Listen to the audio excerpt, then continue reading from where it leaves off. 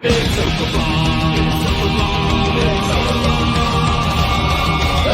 night in with MauLer and the drinker, getting trashed with the web screen thinkers. A cheap night cause I'm feeling kinda thrifty, got a 10-pack of beers and a bottle of whiskey. Hop up the cork, have a glass of wine, as they'll say, I'll be fine. Trouble walking in a straight line, but pour me a Pinot Noir. It's open bar with our hosts, MauLer and the critical drinker.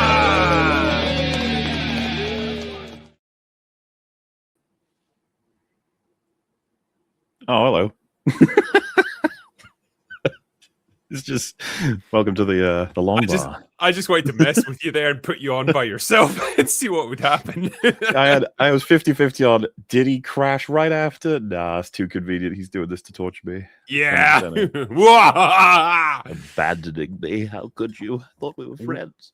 Well, we both made it. We're here after all. So welcome everybody to Open Bar episode 197. We're only 3 weeks away from the big 200, MauLer. Yes. The 200th anniversary of Open Bar. Can you believe it? 200 years? 200 billion years old, yeah. It's just, you can send it, she's getting some white hairs, getting a bit of wrinkles, but you know what? Still moving strong.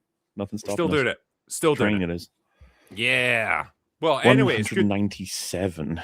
It's kind of insane, man. It's a lot of episodes. A lot of years of our lives that have been drained away with this ridiculous nonsense. But I think it was a worthwhile investment of our time. If it is a weekly show, that means about 50 per year. So we are on our fourth year-ish. Yeah, because the first maybe 10 episodes, I think we were doing it like bi-monthly. Oh yeah, I remember those days. The olden days. Yeah, and then we thought this is quite nice. People seem to like this. Let's do it every week instead. People actually listen to us. I don't know what's going on, man. What the hell's wrong with these people? 197 of the bar open, which would be, I don't know, the French way, maybe the Gregorian translation, by the way, which is more relevant than you think, because there are exactly 97 leap years within the 400-year cycle of the Gregorian calendar. But you didn't know that? God, I didn't know that. No, you've just. I like starting with the most relevant fact. Yeah, the one that really makes you think. But yeah, another wonderful week in media. The Wolverine game. I don't know if you've been seeing this, getting ripped to shreds online. It's kind of fun. Ironically enough, ripped to shreds. Yes. Oh yes, it's a modern masterpiece. At least that's what seems to be the assumption right now. It feels like people are just like losing their patience on a lot of the things that it features, if we put it that way.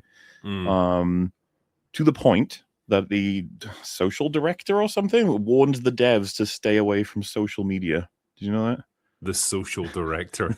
Something like that. I don't know what his role was, but what was he basically saying? It's going to be hazardous for your health if you go on social media. So just hazardous for your mental health. You can't be going online because you'll see what people are saying about our work, which is it's probably not a great position to be in. You got the Ahsoka season 2 trailer is out, and the audience warned Dave Filoni to stay away from social media. So it's it's probably a positive move. I would warn Dave Filoni to stay away from Star Wars. That'd probably be the better thing. We keep warning him yearly. It doesn't seem to be doing much. And then of course lanterns. I'm sure we're going to talk about it, but we will talk about lanterns for sure. Oh boy. Just, you know what? Not a slow week this time. Sometimes it's a wacky roll of dice, and you never know what's going to happen. But I don't know. 97. There was that many minutes in that Alec Baldwin, Jonathan Rhys-Meyers movie where they had the hijacked Boeing 767. What was that called? That was a movie. That's a relevant number. Oh, Holy Grail. It's got a 97 on Rotten Tomatoes. So think about that.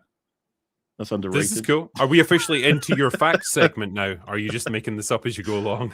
We can't be doing that. We got to move into what movies even came out in the wonderful year of 1997. And I'll say, there's no way I'm doing this in one breath. Good God, man. Do you remember what happened in 97? Huh? What did we get in 97? Movies, to say the least. Tell us. Well, you know what? While I'm listening, just keep an eye, keep an ear, and think what your favorite is. We'll start with, of course, Titanic. Good God.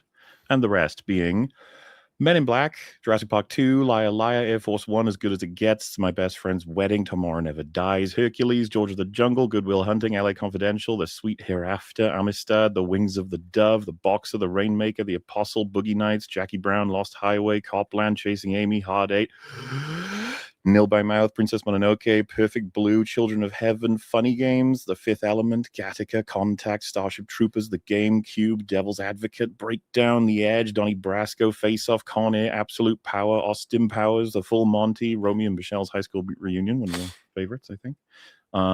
Mouse Hunt, Eve's Bayou, Soul Food, Gridlocked, Sprung, Anaconda, Dante's Peak, Volcano, The Jackal, Spawn, Speed 2, Batman and Robin, Alien Resurrection, I Know What You Did Last Summer, Scream 2, Home Alone 3. There was a special edition of A New Hope released. I'm sure everybody loves that. Annihilation, Flubber, The Postman, Wild Things, and of course, Event Horizon. Yeah, I knew you were going to say that. So, what would you say is your favorite? I mean, honestly, I've got such a soft spot for Fifth Element. I think that's a fantastically fun movie, incredibly visually inventive. I love the premise behind it. As a loyalist, though, I'm going to have to go with Event Horizon. That Loyalist. Yeah, it's like you got to stick through the rough and the smooth, okay? And Event Horizon is fantastic. It's such a crazy like I feel like chat is just flowing with all different kinds of choices. I feel inclined toward multipass here in chat as well. Multipass. I'm inclined toward Starship Troopers myself, but I might go with Austin Powers if I'm being just honest about my favorite. Like I fucking adore that movie. But of course, Batman and Robin is the winner. It's not really competition. I was just treating that as though I took that out for a second before. I think in honor of Sam Neill having recently passed away, I think we owe it to everyone to pick Event Horizon as the best one. Very well. Event Horizon it is. And I think he said, like, he's said numerous times over the years, that's one of the favorite movies that he's ever worked on. Well, everyone should see it. It's a fucking crazy movie in the best of ways. Definitely Paul W.S. Anderson's best as well. Look at this asshole here. He was born in 97. God damn it. Stop being so young. Yeah. We hate youngins. You march in here young and expect us to respect you. Insulting. No, you have to earn that.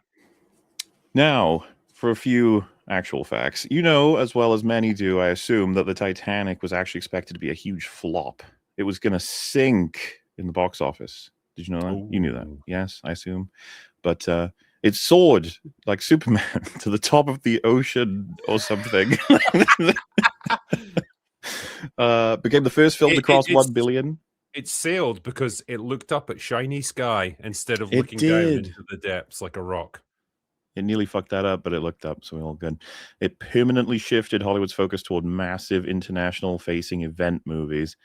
And it went on to tie All About Eve with 14 Oscar nominations and then tying with Ben-Hur for 11 wins, a record that has not yet been broken. 97. That is all kinds of insane, by the way. It is. It's fucking crazy. You have to be there. So I mean, honestly, yeah. I will still stand by this. I genuinely, unironically love Titanic. I don't love it. I like it. As a love story, it's trite nonsense, but like as a disaster movie, I think it's unbeatable. I think the effects are fantastic. There's no. It's up there with like the Towering Inferno as like one of the greatest disaster movies ever made, in my opinion. 97 saw the launch of career-defining, boundary-pushing films with new directors like Paul Thomas Anderson's Boogie Nights and David Lynch's Lost Highway. But then again, you know, Event Horizon probably did a good number for Paul W.S. Anderson, right? Not necessarily. Well, it flopped at the box office, but it did like find its audience in home media. Yeah. I think really it was Mortal Kombat that made him, or made a name for him as a director in Hollywood. That makes sense. Two unknown young actors, Matt Damon and Ben Affleck, won their Best Original Screenplay Oscar for Good Will Hunting. Their real-life Cinderella story culturally cemented the idea that anyone with a great script could conquer Hollywood. Oh, we were so optimistic back then. Yeah, God. I don't know about that. The year also saw a shift to sci-fi from dark, shift in sci-fi from dark to camp, cool and self-aware with Men in Black, Fifth Element, and technically speaking, Austin Powers. It is a sci-fi. There is time travel. There's time travel in it, yeah. especially the one where they have the car that time travels. Okay, that's the second one. It's good shit. And then Yeah Baby and Oh Behave dominated social vernacular. It's noted. Okay, so it definitely happened. That shit was a juggernaut. We are lucky we haven't got a fourth one. I mean, I stand by that. you had to be around in the 90s, but like then, like anytime there was a fancy dress party, there would be some asshole who shows up dressed as Austin Powers and going around going, "Yeah, baby, shagadelic," and he'd Yeah. always be the kind of person like, you know, who thinks he's crazy and out there, but like he's usually just a prick. We also got to see the birth of DreamWorks and DVD, rebuilding how movies were made and distributed. The launch of DVD, while invented a bit earlier, kicked off the death of the VHS tape and permanently transformed home video as a market, making film commentary tracks and bonus features a new cultural standard, which is gone now, mostly, by the way. A lot of Yep. the 4Ks don't have any fucking features on them. Very Why sad. bother? Like no one watches them. But yeah, like I Yeah. think we might have peaked as a society around the late 90s, early 2000s with DVD. It allowed you Well, to get that incredible behind the scenes look into filmmaking and stuff. Physical media, obviously, it supplanted VHS, but it was still the like physical media was still the dominant format for how you consumed entertainment. Perfect.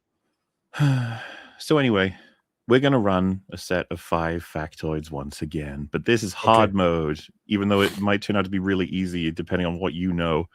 So because it was clearly You'd too be easy last surprised. time. You'd be surprised by how little I know. So Well, you somehow knew that they didn't actually blow up the White House last time. I don't know how you figured that out, but crazy, I know. gotta be more careful with these. So, It's literally just because I've been to Washington D.C. and I saw the White House, so I know it still exists. I should have thought of that. Yeah. So, like, the way this will work, right? These are 5 facts, and then I've skewed 4 of them to be false. So they're all based on like real things. You've got to pick the one that's still definitively true. Okay. Number 1. A man named Bruce Gettelwin spiked the lobster chowder with PCP while they were filming Titanic. Over 60 people, including director James Cameron and actor Bill Paxton, were rushed to the hospital experiencing intense hallucinations. The culprit claimed he had a grudge against Cameron for making light of the tragedy of the Titanic. That is number 1. Number 2. Matt Damon and Ben Affleck were frustrated that studio executives were buying scripts without actually reading them. So to test them, they inserted a completely random graphic same-sex encounter between 2 main characters on page 60 of Good Will Hunting. Miramax founder Harvey Weinstein was the only executive who noticed this and pointed it out, which is why they gave him the movie. Number 3.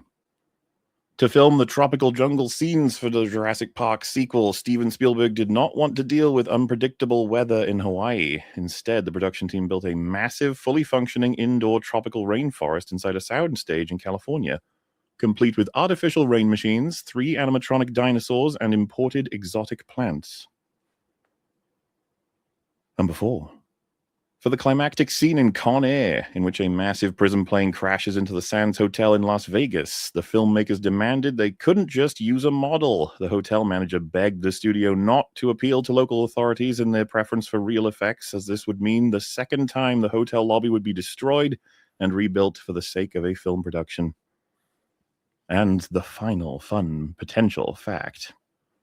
The infamous, critically panned Batman and Robin featured a bat suit for George Clooney that weighed a crushing 150 pounds. Clooney famously stated that the suit was heavy, stiff, and suffocating, such that he could barely move, let alone breathe, which is why his performances seemed so rigid. Okay. Which of those 5 is the accurate fact? I believe it's the Titanic one, because I know that a disgruntled production assistant did in fact spike the food with PCP, and numerous people were hospitalized as a result of it. So I believe it's that one. Would you like to do any further speculation before you lock in? I think I'm going to lock in on that one. The bat suit did not weigh 150 pounds. That's absurd. I imagine it was quite suffocating and difficult to move in, but it was not that heavy. The hotel lobby was not destroyed for Con Air. That was a soundstage. The Jurassic Park one is possibly true, because like clearly it was not all filmed in like a tropical jungle, but like I think Steven Spielberg has shot on location before and he is a veteran of that kind of thing. So I'm going to discount that one in this case. So I'm going to stick with my answer, the Titanic one. Well, all right. Let's do some process of elimination here. So the Batman Robin one, you are correct. But the thing is, it wasn't 150 pounds; it was 90 pounds. The suit was still pretty crushing. Yeah, I wanted to push it up to give a bit less credulity. You were correct that the Conair one is false, but what I lied about was that it was the second time they exploded the hotel. The reason they did actually crash it into this one is because it was set for demolition anyway. Ah, okay, fair enough. Yes. I was right for the wrong reasons. You're still in the game. Jurassic Park, that factoid was indeed false, but only because I added that they had 3 animatronic dinosaurs inside the soundstage. Everything else I said was true. Damn. Okay. That one's good. That one should be. I'm just retarding my way to victory right now.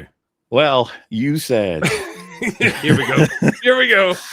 You said that number 1 with the Titanic factoid was the true story, and I have to say, it is only partially true. I lied in that they never found out who did it, and nor his motivation or hers. It could have been, but no, the rest of it did happen. That someone spiked with PCP their lobster chowder, and they did go to hospital. But like I said, I made up the guy who did it. I thought that calling him Gettlewin would have given it away, but you know, I sort of glossed over the name because I immediately latched on to, yes, I know that this is true, if you know what I mean. So yeah. There's a little bit of confirmation bias on my part. So it's the Good Will Hunting one. That's the truth. It is. That is just a straight up true fact that the only person who read this script and said, why is there gay sex in this movie was Harvey Weinstein. I mean, say what you want about that guy, but man, he protected us from a lot of horrors while inflicting many of his own. So it's quite ironic. But yeah, you know, I do these, there may be some bits and bobs that are moved around deliberately, but maybe we'll go easier next week. All right. For every time you win or fail, I'll alter the difficulty. Honestly, yeah, I think you're doing pretty well so far. So thank you, MauLer, for your factoid segment. Everyone give him a round of applause or whatever the equivalent is. You know what? I'm pretty sure I can give you one right here. There you go. Oh, bye. Oh, yeah. Don't shed a tear on you right now. Anyway, should we all our people that are languishing backstage in? Because they're probably dragging me. I think they might have passed out by this point. Anyway, welcome everyone to Gary, Disparu, and The Plot Strikes Back. Gentlemen, good to have you here finally. And I'm sure you guys probably knew the answer to all of MauLer's true or false questions right there. Or did you? I don't know. Plot twist was actually James Cameron who spiked the punch. I would like that if it was true. It'd be fun. He seems like the kind of guy who would do that, actually, just for shits and giggles. Yeah. I wanted that one to be true. Same. The important parts are true. He honestly seems like the kind of director who's made many enemies amongst cast and crew over the years. So I can believe that people would want to take revenge on him. I think to this day, Ed Harris will not speak about his experiences on The Abyss. He's refused to do any interviews about it, which is interesting. Well, maybe that's why he's so hard on the feminism angle, and he also has 5 ex-wives to feed, so we have to keep that in mind. Yeah, money. I think the moment where I realized we were not dealing with the James Cameron we once knew was when he talked about how he used to fetishize guns in his movies, and like how he's moved beyond that now because it was such an element of toxic masculinity back in the 80s and 90s. And I just thought, oh, James, he actually he was quoted as saying that he sees testosterone as a poison that must be purged from the body. Well, he certainly did that with his Avatar movie, so well done. He did. Job achieved. Good Lord. Anyway, well, it's good to have you guys on board here. And we live in momentous times because Lanterns has been released into the world, and we got the first episode a few days ago. And we've all had a good time clowning on it. I guess, particularly Gary, being a comics aficionado and quite knowledgeable about Hal Jordan and Jon Stewart and stuff. Like, what was your take on this interpretation of Green Lantern? Well, or just Lantern? Lanterns. To be fair, not the biggest Green Lantern fan. I've read a lot. It was obligatory at the store. I like Hal Jordan. my favorite is Guy Gardner. So, but basically what they have done is you said it in your title. It is a superhero show made by people who aren't interested in superheroes for people who don't like superheroes. And it's interesting that it was made in 2006, or it takes place in 2016, because it feels like it really belongs there for the bulk of it. It is more deconstruction, subversion. They're not putting on the costumes. They clearly have disdain for the costumes. And I know people are going to say this is a plot point, but they put out a trailer of stuff that's coming out in the future. I don't see any costumes on anybody. My guess would be they put the costume on the character in the last episode in the last 10 minutes. Could be wrong. I could be wrong about all of this. But the fact that they, I don't know, put a bullet in Hal Jordan's head, the most popular Green Lantern, at the end, however it turns out, that was done. Hal Jordan, so far, based on what we've seen, is dead. There's a lot of people saying, and they're right. They introduced 14 species in the DC. Well, they talked about them that could possibly shapeshift, and that could not be Hal. The fact that his ring is missing is not evidence, because the ring would take off if he died, and choose another a replacement. But I have my biases, my biases, whatever the fuck they are, because I watched Damon Lindelof's Watchmen, and that was enough for me to know where this guy comes from. And you can in the script, some of his personal beliefs like crept in, and you saw him. You talked about it in your video, both of you guys. Like, he had a hard time grappling with, I need to make this guy a hero, but I don't like him, and I don't want the audience to like him right now. And and they even acknowledged that. Damon Lindelof came out and acknowledged it and said, hey, everybody's been waiting for Hal Jordan to come in the DCU, and we're gonna kill him and make him an idiot. That's shocking, isn't it? We're so old. Like, I'm tired of this. I'm so fucking tired of this. You know what have been subverting expectations? Making Hal Jordan a hero, and then maybe having a heroic death if you need to do that for shock value. The issue with him is he can't. He did an interview where he said, very similar to Nolan, actually, that the problem is that nowadays you can't pitch like anything hopeful or good, because the audience will immediately reject it, because they walk outside and everything's getting worse. So it seems that Hollywood is now projecting their own attitude into stories, and so because they can't see anything except horror all the time, they have to put it into their work. They can't even present like escapism at this point, because they think it's like important that you need to be told everything. Also, to the suit, the actor that plays Hal said that was added in at the last minute because they weren't sure if they wanted to add the suit at all. So there's probably one scene. I mean, because what I've seen in like the trailers and stuff, like he's going to be wearing it at some point, probably in flashbacks or whatever. Like, so you will get to see it, but it's probably going to be very limited. And I don't know, man, like, not being an expert in the comics, like my limited understanding is that the Lanterns are like intergalactic space cops. They are designed to like track down and neutralize all kinds of alien threats. They're like galactic level threats that they deal with. The planet killers, basically. And so what you've got here instead is like, let's just make a police procedural in small town rural America with two guys who occasionally might use the ring powers, but like probably won't for the most part to save money. I mean, it's a choice for sure, but if you're going to go down that like true detective route, you're going to have very well developed characters, very intricate plotting, very clever dialogue, all of these things. And this show, based on that first episode, has none of those things. Literally, it's the most basic, bitch, simple storyline imaginable. It's like literally a mass shooting occurs and they want to question the suspect because they suspect he's an alien. That's it. Right. That's literally it. And it takes an hour to get through that because the plot just keeps putting roadblocks in their way just to spin it out. It's dumb as fuck, and it's not interesting. And none of the characters, apart from Hal Jordan, who the show kind of wants you to hate, ends up being the most likable character by far, mostly because of Kyle Chandler doing a really good job acting. Because whoever's playing Jon Stewart, like, is it Aaron Pierre? Aaron Pierce or Pierre, yeah, or Pierre, yeah. Yeah. Fucking block of wood right there. Like, Yeah. he's got all the likability of Brie Larson's toes. Oof. Hmm. Yeah. I mean, the blue eyes don't lock you in, drinker. There's just nothing there to like. Yeah. You've got the small town sheriff who's a girl boss who just, she ain't impressed by these lanterns and these guys who can magic up fucking anything with their imagination.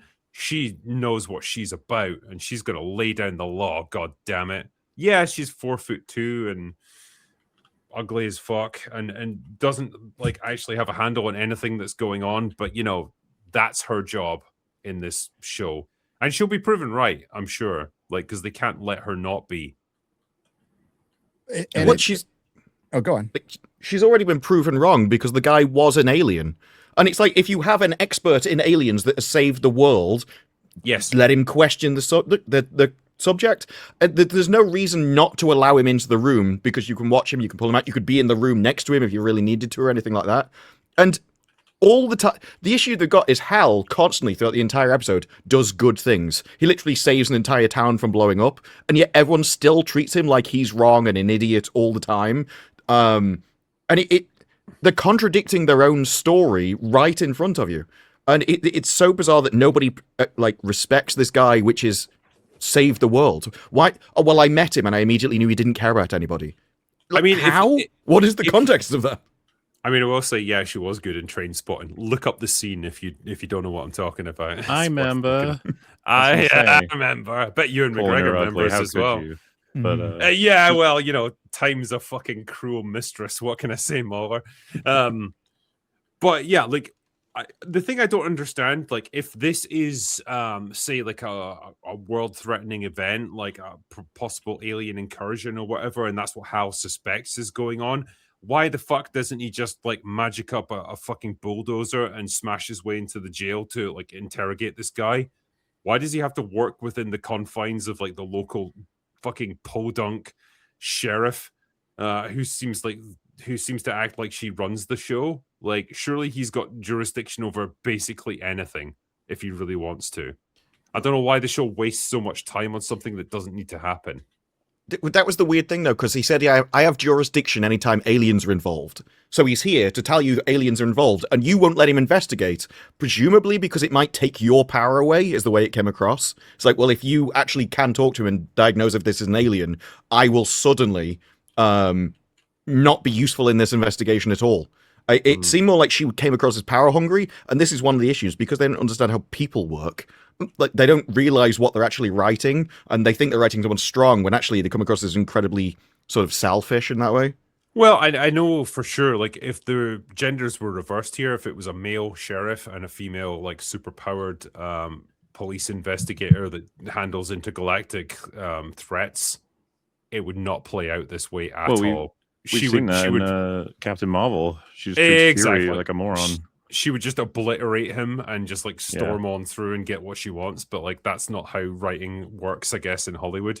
Did you guys like the really clever allegory for, like, American immigration policy? It was too subtle. I didn't pick it up. When middle-aged white guy says, I want to protect this place from people who weren't born here. I don't know about you guys, like, because it's real subtle, but, like, if you really think about it, you can pick up on what the for one, when he said that, here. I liked him, but I also picked it up when middle-aged middle America guys started, you know, whinging on about colonialism, and I'm like, what? There's so many other words you would use other than colonial. Like, what are they going to do? The aliens are going to come down and make our infrastructure better. I mean, is that so bad? Well, hey, have you seen that World's End? Oh no, The World's End. That's what they do in that movie, and they mulch us though. So there's that. Oh well, there's that. The aliens are going to introduce, like, engineering and science and reasoning and democracy. Like, no, please don't. Well, that was the crazy thing, though. So he's surrounded on this ranch by people with just like basic guns, and they're like, "Yeah, we're making a bit of defense." It's like, this seems like a bit more than a bit against aliens that can travel across space, and you have a few M16s on a farm, and like, this seems overkill for an alien invasion. It was just kind of everything's out of. It's clearly the writer's own beliefs that he doesn't think it's allowed, but it completely doesn't fit in the context at all. And you'd think he'd at least adapt it.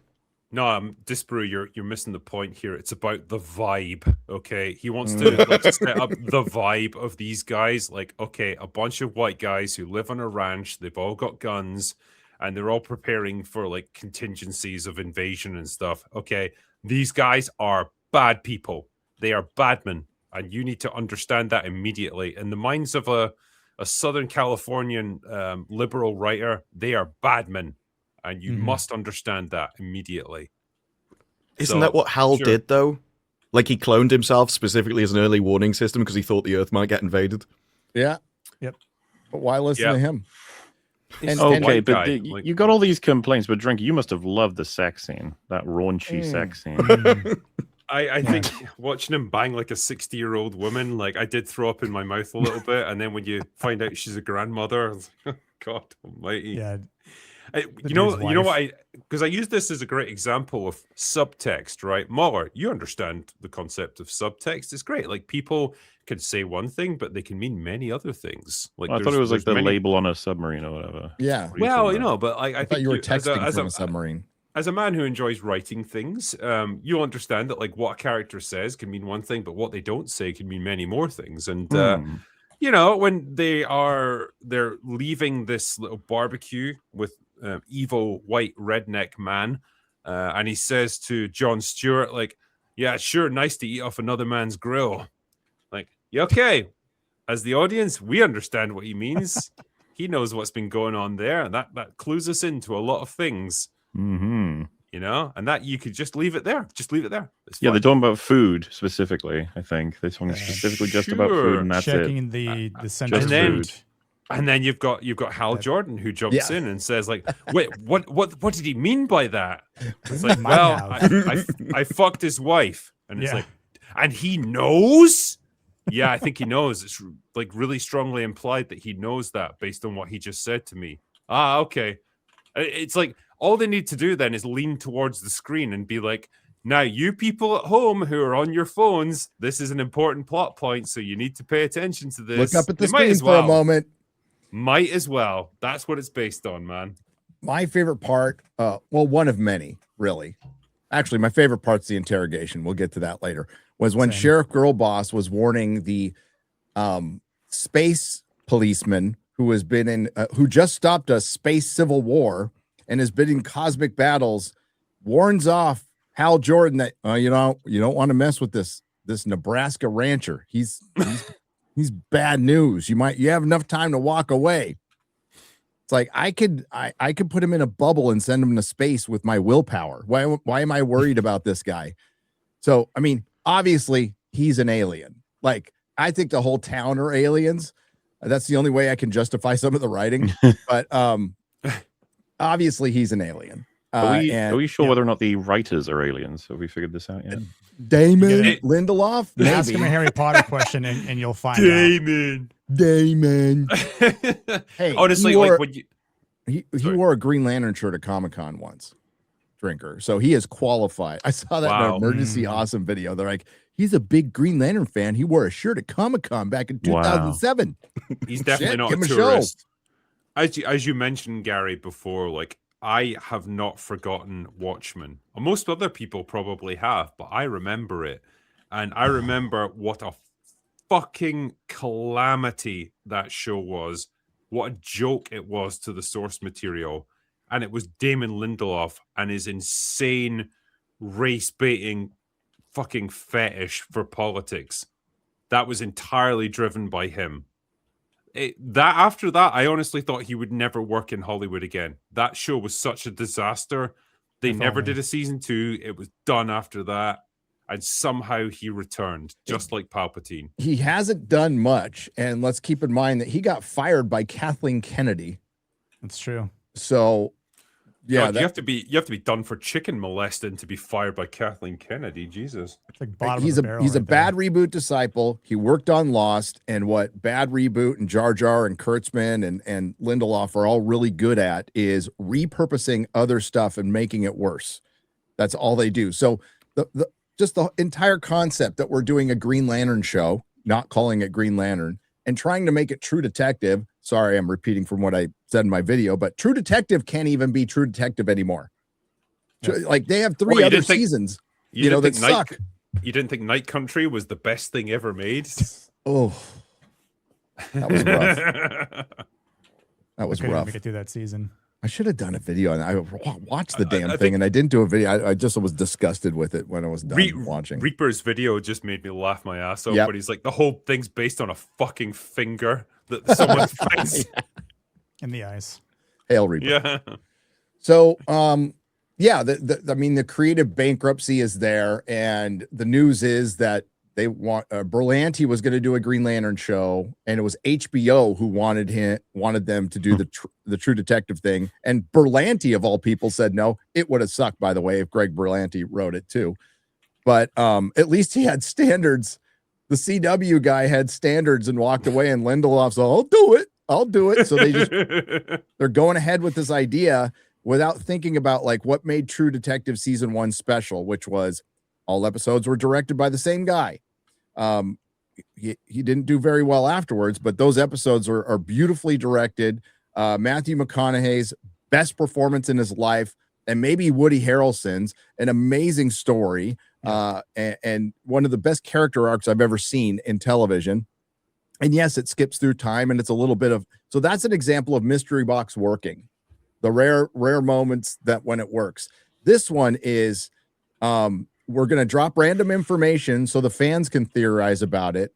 And then we might answer half of those questions by the end of season 8. And when we do, they're probably going to contradict what we set up in the first place.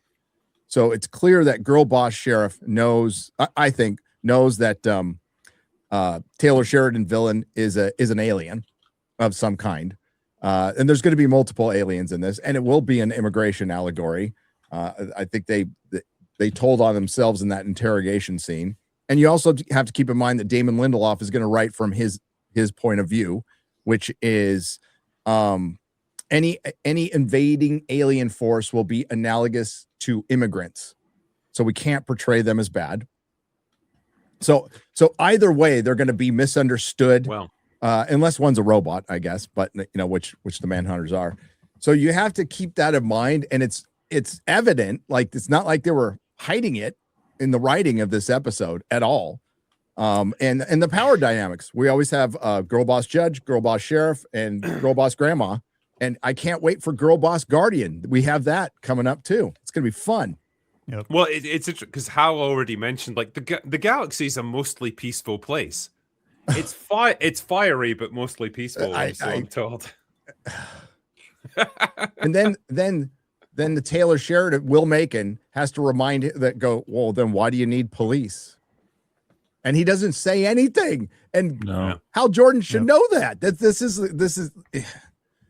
Well, that entire scene is contradictory because, he set up a warning alarm for these people, and then the moment someone else does exactly the same thing, goes against it.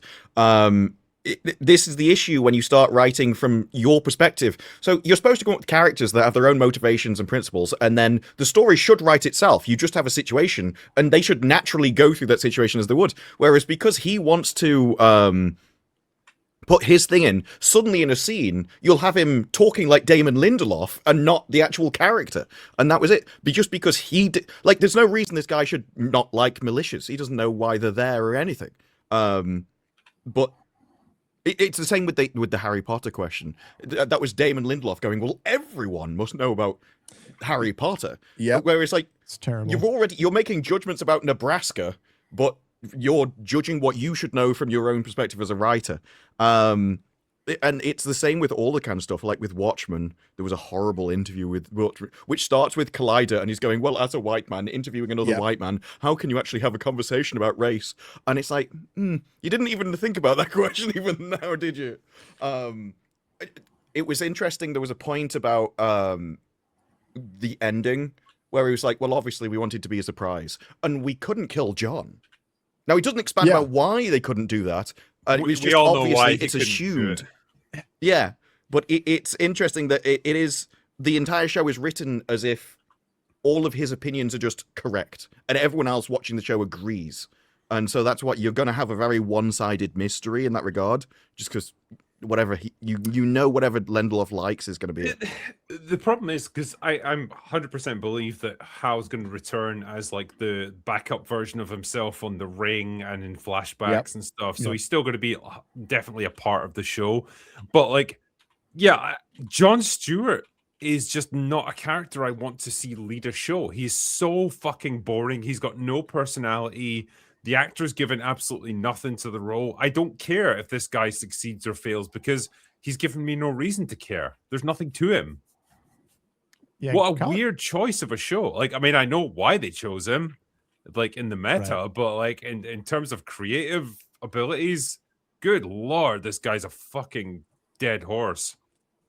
Kyle Chandler's the big star in this, and I think I thought they were going to be banking on him to help carry the weight, but if you're going to kill him off and maybe use him occasionally in flashbacks, like this guy Aaron Pierre is a wet bag. I don't think he's going to do a good job. I think his performance in this first episode just wasn't good enough to keep me entertained.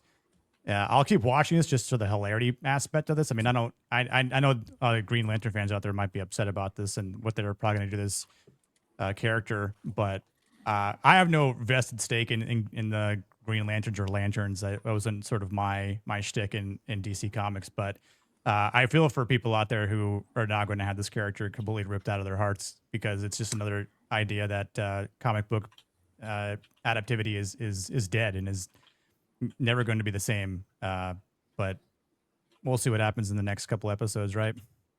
Yeah, I mean, I guess so, yeah. Like, I don't think too many people are going to be watching it. And it does... Probably not. Well, it does bring me on to a point I was going to make there about, like, the things that James Gunn announced, like, maybe 3 years ago when he first took over the DCEU at the time, versus what he's actually delivered and then what we can actually expect going forward. So there's an interesting little graphic here that's probably going to give us a bit more about this. So out of all the things that he's announced so far, the things that have actually been delivered, Superman, we got, fair enough. We got Supergirl. Arguably we shouldn't have, but we got it. Yeah. We also got Lanterns, or we're getting Lanterns. We're currently in the process of getting it. And we got Creature Commandos, which no one watched. So out of those four, right, Superman barely clawed its way to profitability. It's still debatable at this point. Supergirl, one of the most calamitous failures in DC's history, and that's really saying something. Lanterns, the jury's out on that a little bit, but like most people who have an ounce of common sense are not enjoying it. Creature Commandos, released for free on YouTube, but no one gives a fuck about that. I'm willing to bet there's not a single human on this planet who is an avid fan of the Creature Commandos animated show. We are going to get Clayface, so that's the thing that's happening. As for the other things which are not happening, The Authority, cancelled. MauLer, that's been cancelled. Booster Gold, as far as I know, that's not happening. Paradise Lost, that was going to be Wonder Woman without Wonder Woman, so that's cancelled. We got The Brave and the Bold, might happen at some point, maybe, I guess. Jimmy Olsen, that's in the works, supposedly. Why? But yeah, no one gives a fuck. We got Superman 2, which is going to be Man of Tomorrow. That is going to happen next year. So the last hurrah. Yep. Fond farewell for James Gunn, maybe. Peacemaker season 2, that was a disaster. No one wanted that. And Wonder Woman, theoretically, that's kind of still happening, I guess. No they news haven't on who's officially going to play it, right? No news whatsoever. And you know, I never thought I'd say this, but Gal Gadot might actually be a tough act to follow in that regard. Well, maybe. So how are we feeling about James Gunn's DCU by James Gunn, everyone? Well, considering the merger, which is delayed, and this was buried in a Variety or Hollywood Reporter article and I'm paraphrasing here, they said that James Gunn cannot make any extended deals with actors or greenlight any films, anything that is between 30 million and up, right? Mhm. Which is a big range, without getting the consent of David Ellison. So that might explain why we're getting so many obscure characters, because they can't really commit to anything beyond, like a Jimmy Olsen or somebody who's already been in something, or somebody who's just going to be a low-level character that they can just throw into Man of Tomorrow. Just want to point out that Aaron Pierre's Jon Stewart and Guy Gardner are going to be, Nathan Fillion's Guy Gardner are going to be in Man of Tomorrow, but Kyle Chandler's Hal Jordan is not.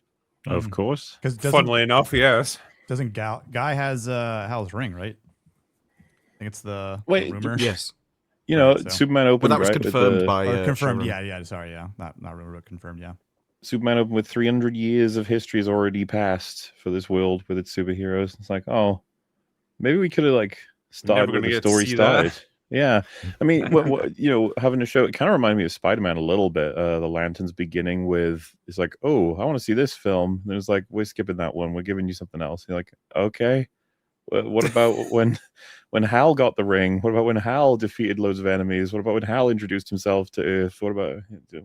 Never mind. It's okay. Well, let's skip to the more interesting part, shall we? Like, we don't want all that heroism nonsense. That would be ridiculous. It's a waste of Heroism is everyone's toxic time, now. MauLer. Wouldn't you like to see when he's shit? You're like, oh, Yeah.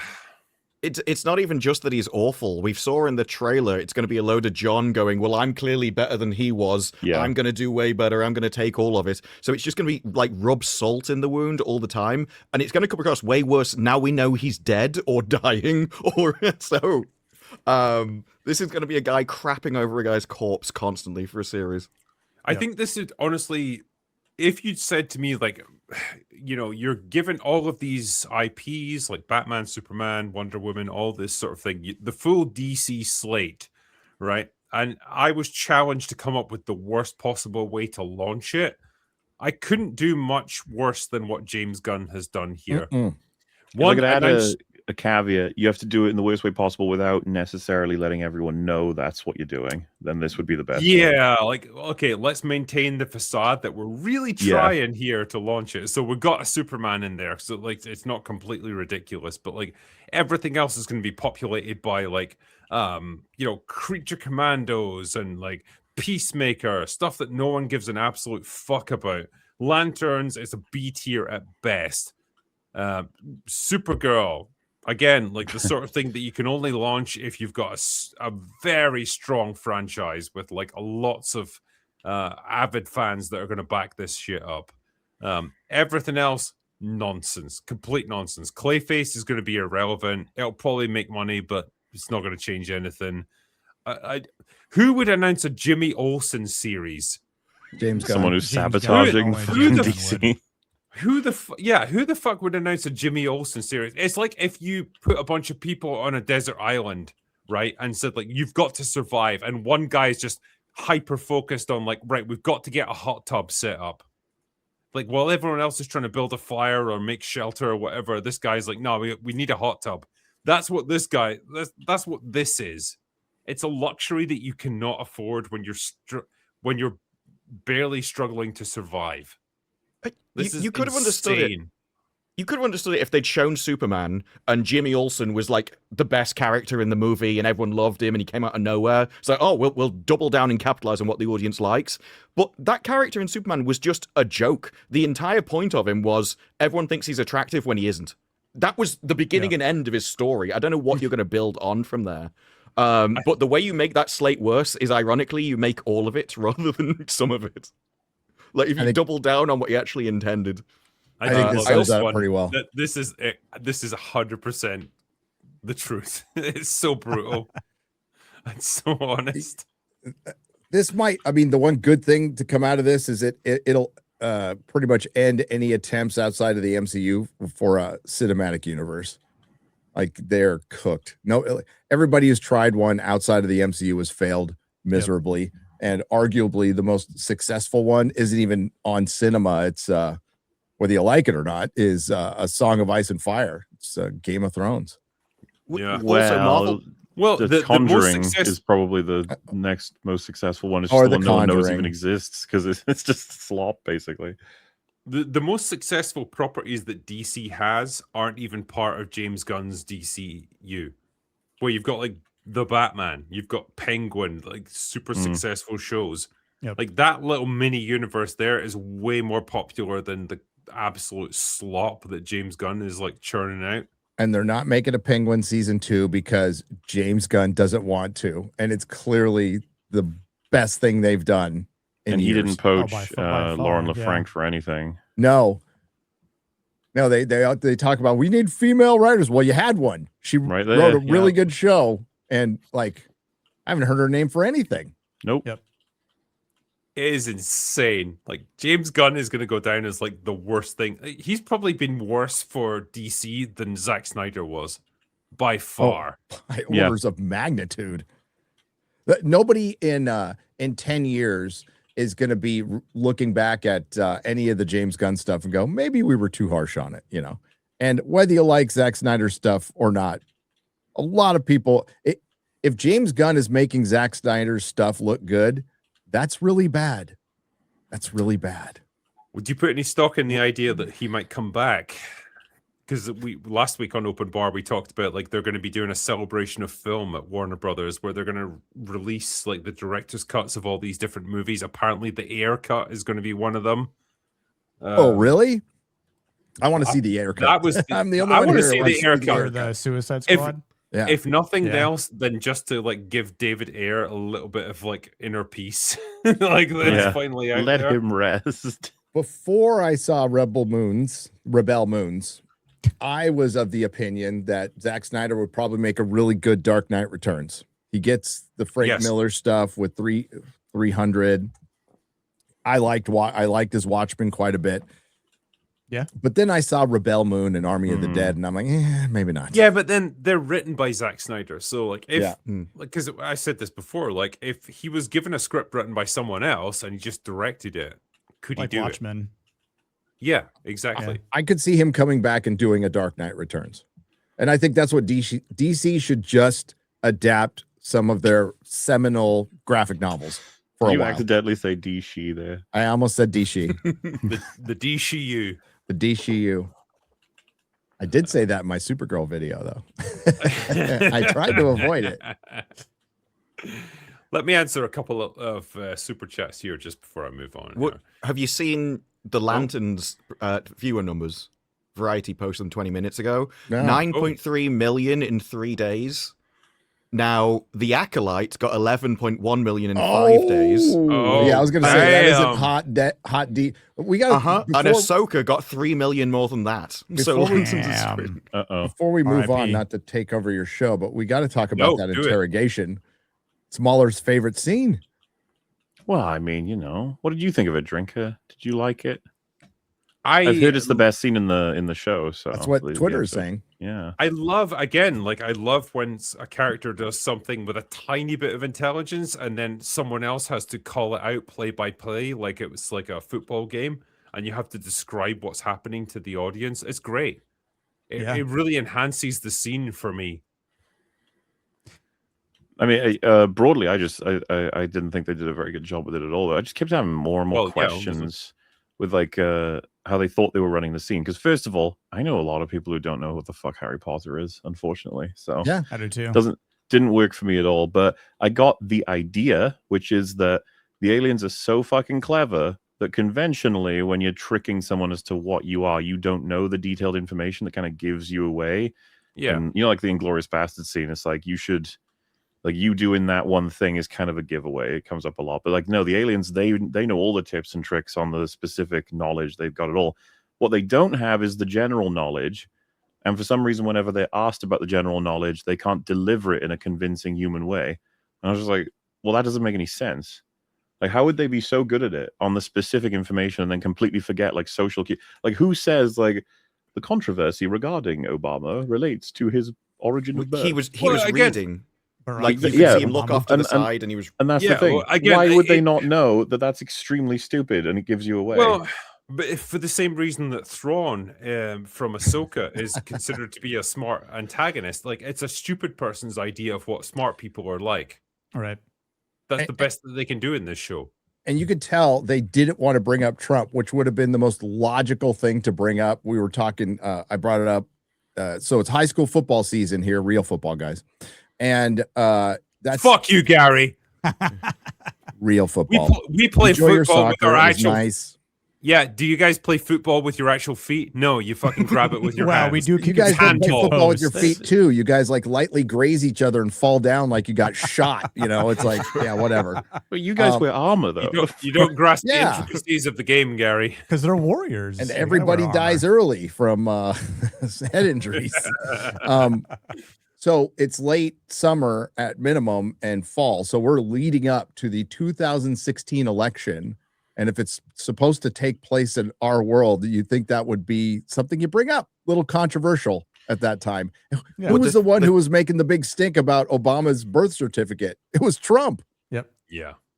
Who was running for president? Who? Yeah. Yeah, some of those lines, when man. it was 2016, I 100% thought they were going to bring some of that stuff into it. I feel like maybe that was done in like ADR or whether it was like, reshoots or whatever. I feel like they knew they had to walk that back a little bit and they just toned it down. What I hate about it though is if any of us were challenged to try and get away with saying even one sentence on a piece of media or an IP that we know nothing about. So say, for example, if you knew nothing about Star Trek, but you read over like most famous in a Wikipedia page, most famous entries and most influential, and then you read it and you go, I believe there is some discussion over the emotional state of Khan Noonien Singh. He was quite wrathful, I believe. It's literally like fucking IT crowds got like an entire like bit about that, like how to blag your way through talking about football. Yeah. And it's like, oh yeah, the problem with Arsenal is they're always trying to walk it in, and it's like he knows fucking nothing about it, but it's like that just works for every situation. Like, yeah, you could easily pass. It's what annoys me because like pass your way I through. know there are things I don't like. 40K, for example, if he said, "What do you think of 40K?" I should be like, I don't know. It's like It's cool. a bunch of Or the Emperor. They make a bunch of shit for. But that's the other thing. You could just be like, I don't know what that is. I don't Preserve know. and protect. Yeah. The Well, Emperor sounds awesome. What do you think of fucking Gerald Ford as a president? You'd be like, I don't fucking know. Wait. Didn't they do this in Band of Brothers? Where it's like they need to tell friend from foe, and so like one of the questions is like a baseball related question, and they ask it, and like the other guy's like, I don't fucking watch baseball, you dickhead. You know, like that's how they get through it, and they realize like, okay, this guy is American, he just knows fuck all about baseball, like. As opposed to, of course, yes, the ball of base, a human sport. Yes. I know of Yeah. it. I'm experienced with Stick that. sport. Yeah. And I then didn't mean to ask you, veer off Gary, to the side and pretend like you're not reading shit. Like, I don't know. People were so impressed with how well that scene broke down. I was like, this is just retarded. It's just so obvious. And then of course, when he proves it, when he knows for sure he's an alien, he gets fucking mad and starts like aggressively threatening him into exploding, as opposed to being like, oh shit, man, I fucked up. You're not an alien. You're obviously Yeah, obviously. the guy he roughs up the guy who just says, I'm a human bomb and I can explode with a thought. But thank God for the beeping, MauLer. That was some secondary viewing shit right there. The beeping. I was like, what? beeping. Well, you know what that means, though? That means at some point they didn't surgically just put a bomb into his skeleton, but they intentionally added speakers. Like, Yes, they have there's to a think about, speaker well, of some obviously, kind there. we need him to beep first. You gotta warn is your the victims. intention. Like, come on. Yeah, come with without those that, what would you ears? do? I meant to ask you, Gary, as well. Like, you've been getting into Warhammer a little bit. A little bit. Reading some of it, yeah. How are you getting on with that? I am a few chapters in to the first book. I got sidetracked, but I Were you listened to it reading on my Horus drive. Heresy? Part of the Horus Heresy. The one is Horus Rising. Yep. Yes. Yep. I like it. It's good, man. You will enjoy a lot of it. I guarantee that. Hopefully it yeah. doesn't get destroyed in in due time, but I just hope I don't get hopelessly addicted to 40K because I mean, You will. It is hard. You to when you balance. see me will. selling all this stuff and it'll just be 40K stuff. That bad. that is addicting, I will say. My shelves are starting to fill up with like 40K like Primarks and stuff. Like they're just so fucking cool. It's I the only most do it. metal thing you can ever It imagine. is as well. the only I only Yeah. know like really basic bit shit about the lore right now, and it's awesome. And I'm like, oh god, I'm gonna love this. It's like crack. Yeah, It's tabletop's so fucking good. fun. It's fun to paint, collect, just assemble. I mean, I've got two armies. I've got Necrons and Grey Wolves. Ooh. I have no hope of Interesting. painting. My eyesight I've is painted so half bad. of them, but But I used to play it back when it was like proper lead figurines that you would get. Like they're 3D printed now, so they're like plastic. But back in the day, it was lead. They were actually made out of pure lead, and they weighed a ton, and they were expensive as fuck. But they were yeah, pretty so fucking cool. pricey. Bring back they were lead expensive. Yeah, Stop. and lead paint. You know, they said Lead- it wasn't healthy, but have we gotten smarter since they got rid of lead and lead paint? No. Bring back exactly. Yeah, asbestos. yeah. it toughens you up. Okay. Yeah. Let me just answer a couple super chats before we move on here. Yeah, Flash Gordon. Like it. Let's see. Hello, lovely panel. We are lovely. Thank you. Did you guys ever see the newest trailer for Slow Horses Season 6? It's incredible how they produce new seasons every year while being consistently good and entertaining. Gary Oldman as Jackson Lamb is the best. Review when? So I've only watched like the first few episodes of Slow Horses. I really liked it. Gary Oldman is superb in it. I like the concept behind it. I just kind of haven't had the time to get into it properly. I don't know if any of you guys have watched it. Not yet. No, I heard good things though. It is very, very good. Very well written. I will get into it properly, though. This week is the 10th anniversary of Your Name, Kiwi no Nawa, one of the best anime movies ever made, now remastered in 4K. Really worth watching on the big screen, even if you don't like anime. Please go check it out. Well, there you go. Good recommendation for all of us. Let's see. What's the next one here? Where is it? I'm just going to try and go through these.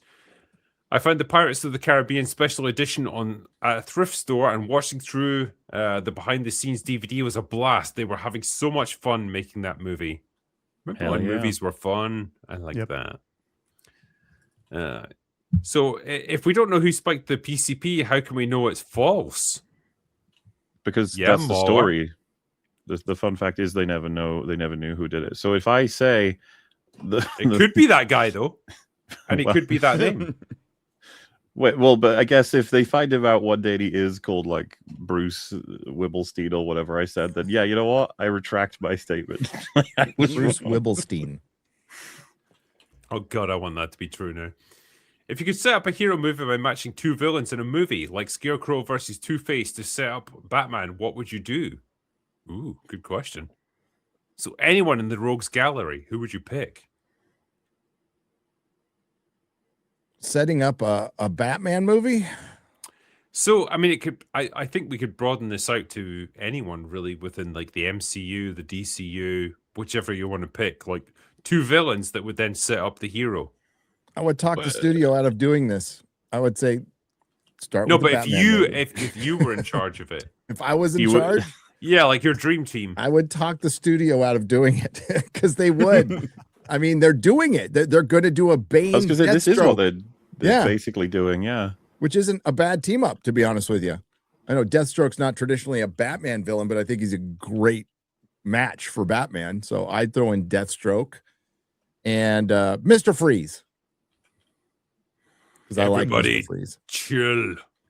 All right, fair enough. My favorite example of the Lanterns writers forgetting their own scenes was the sheriff talking about knowing Hal was a selfish prick when he first swaggered up to her. Then 2 scenes before, she was the one who approached him. Well, That I think that was like when he arrived 6 hours ago. She Yeah. means. What got me about that scene, though, was more that everybody knew that this alien was on the field, and she was scared that he was going to shoot up the place, so she wasn't trying to panic him.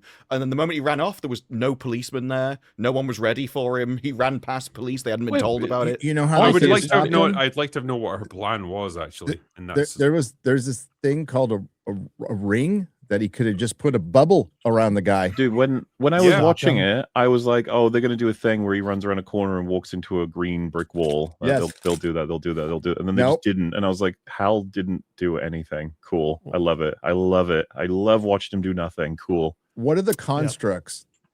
We got Money, a bottle opener. Money, a bottle opener, and we didn't see lighter. one. Lighting a he got a cigarette. lighter Yep. as well. Yep. And bubble And wrap this was that we af- didn't see. Right. And this we was heard after about he it. gave a speech about how it was actually really dangerous to summon constructs, and so you have to be incredibly careful when you use it. You've got to be incredibly careful of the show's budget, basically. I didn't even. Am I the only one? Maybe this is a personal preference thing, but the whole like brown green sand that makes constructs, as opposed to, I don't know what I've gotten this from necessarily, because I'm just not huge into Green Lantern, but I have played a few games where he's in it and stuff. But I always expect it more, for lack of a better term, like Tronish. Like it draws a sort of wireframe and then it gets more detailed and then it becomes a thing, as opposed to sand that forms into a construct. That seems Gary like may it was have just answered for this the one. show. But the construct usually just manifests itself. So it just happens. Now it depends on, I guess it's hard light. Yeah. So yeah, the sand thing would be really difficult to draw in comic books. That would take you forever. That'd be really hard on an artist who's probably already late with stuff. But yeah, like I just follow with the animated DC. It just kind of happens, and we're gonna get constructs. We are, but the sand thing feels like it's just for the show. I could be wrong though, because I haven't read every Green Lantern comic book. Here's a question. EVS, the throat goat.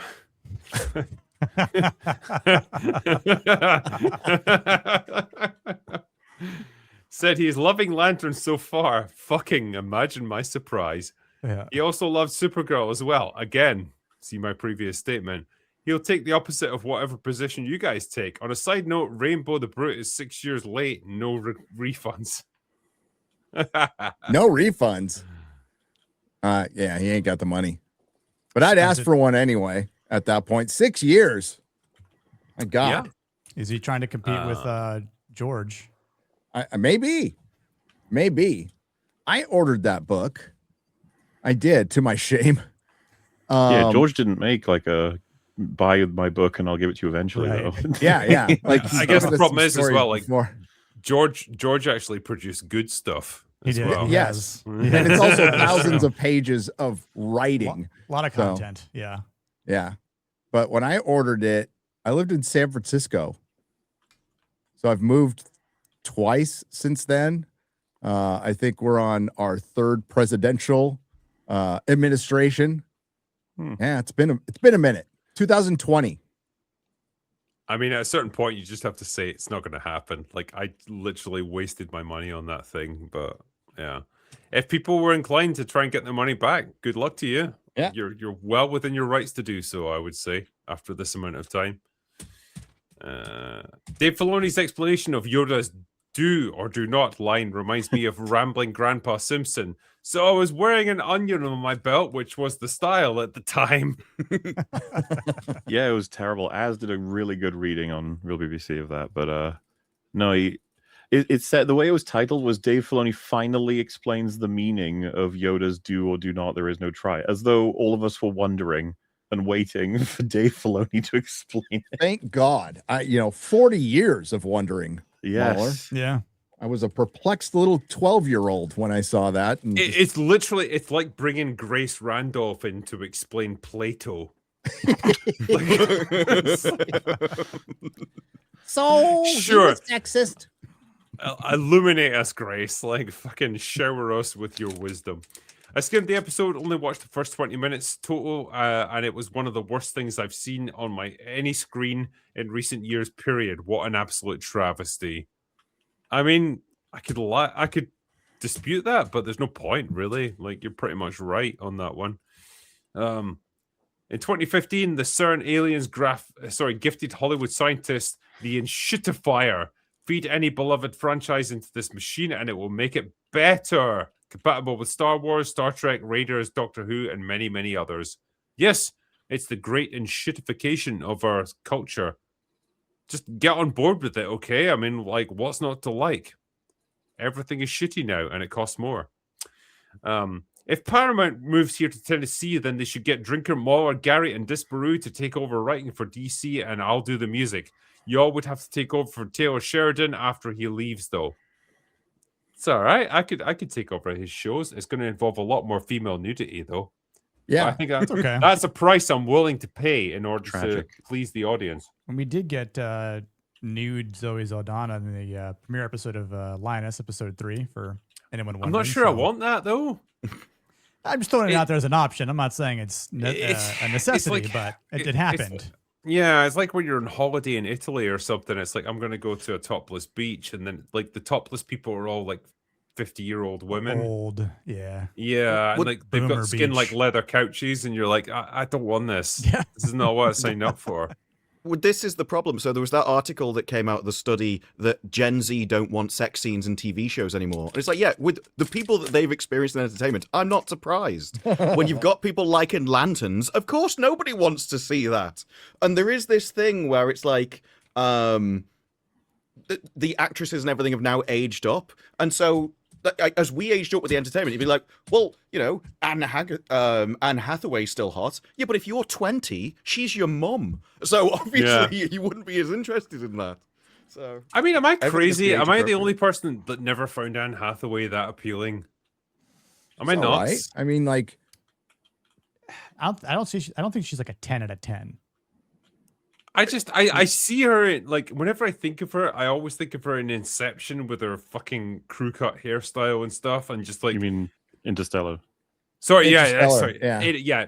apologies, Interstellar. And just like crying and like being really like ugly and pale and like just annoying, and it put me right off her, man. I don't know what to say.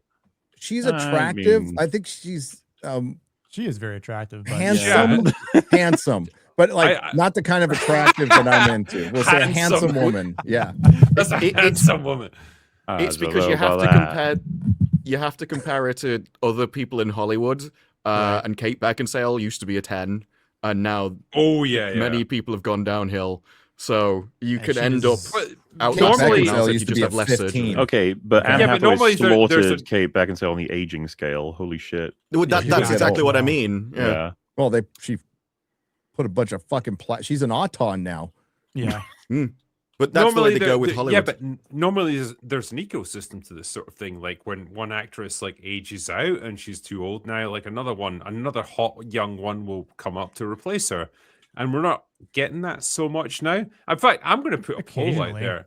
I want to Well- ask if Anne Hathaway is hot or not, like, because I feel like chat needs to answer this one. Chat think she's will like an 8 out of 10. overwhelmingly say she's hot. I'm betting I it give her now. an 8 out of Right? 10. Okay. Anne Hathaway, hot or not? Well, I've been part of chat, not this chat, because this chat's great, and so is the chat on my channel and everybody's channel here. But I've seen chat say that, like, you know, Sydney Sweeney's mid. I've seen Oh, You know, that is yeah, that's just quite a silly. take. that is a That's take. a hot take. That is a take. Well, actually, so what do you guys think about Samara Weaving then? Hot. A smoke show. She's what, Oh. 34, I think, and I think she's high on the scale there. So Is I that think, is that Hugo Weaving's daughter? niece? Niece. Yeah. Niece, Emma Frost. Yeah. Hmm. So I think Indy I can't say her name. I think Navarrete. she's hot, you know. I think she'll be a good rogue. By the way, I'm going to get into that in a second, actually, the casting, but like the Anne Hathaway poll is like 50-50 at the moment. wow. It's tight. Like we've had Damn. 1,000 votes. Okay, it's shifted now. So it's like 59% hot, 41% not. There's a margin of error there, by the way. Where are the Nolan bros? They need to come in and vote Yeah. for the greatest female performance in a Nolan film. Not played by somebody who's going to transition. But people Someone- often someone in reference chat the just Batman said- scene too with Anne Hathaway when she gets on the motorcycle. You know, That's her ass, though. Her ass Yeah. is doing all the acting there. That's how do we construct the score from ass, chest, and face? Do we not drink it? We need has the to- whole it has to be in package, MauLer. Yeah, it's ACF gotta be the ratio. totality.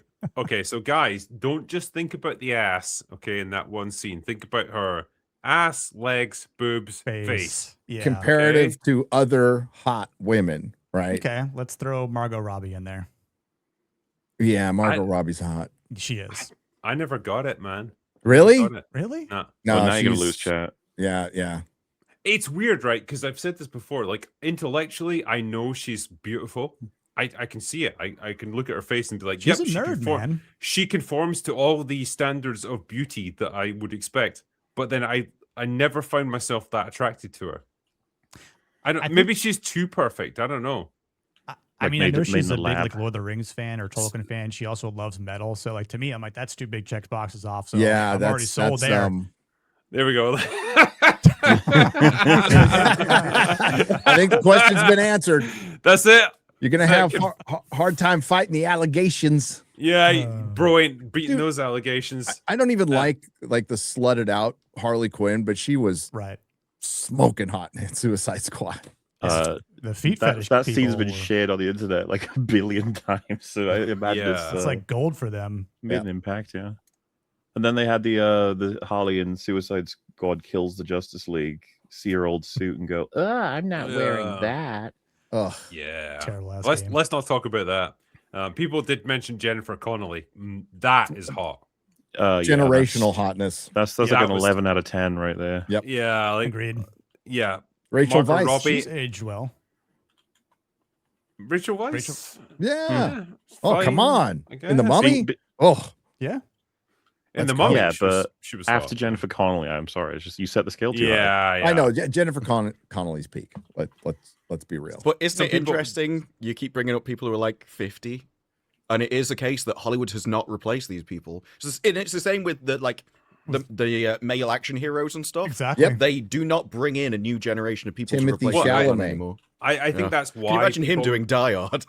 I think that's God. why people make such a big deal out of someone like Sydney Sweeney, because it's literally the only person in Hollywood right now who is just unabashedly a sex symbol. Indy Navarrete is doing the same thing. So immediately after Nah. the movie came out, no, she is, because immediately after that came out, the first thing she did is a photo shoot where she's on a table licking a knife. Like she is not. I Does mean, not mind playing into She the should hot go angle. that route though. She definitely is trying, but she's not quite at that same level now yet. Not yet. We've seen those videos of her when she was like a YouTuber and she was like doing like PC assembly and stuff and Mhm. streaming Call games. of Duty. and- Yeah. Funnily enough, she's always wearing a tank top with no bra. Like, okay, yeah, we fucking get it. Okay, you got to play the cards that you're dealt, I guess. Like, Jessica Alba, Sure. good call chat. Jessica Alba, yes. Yeah.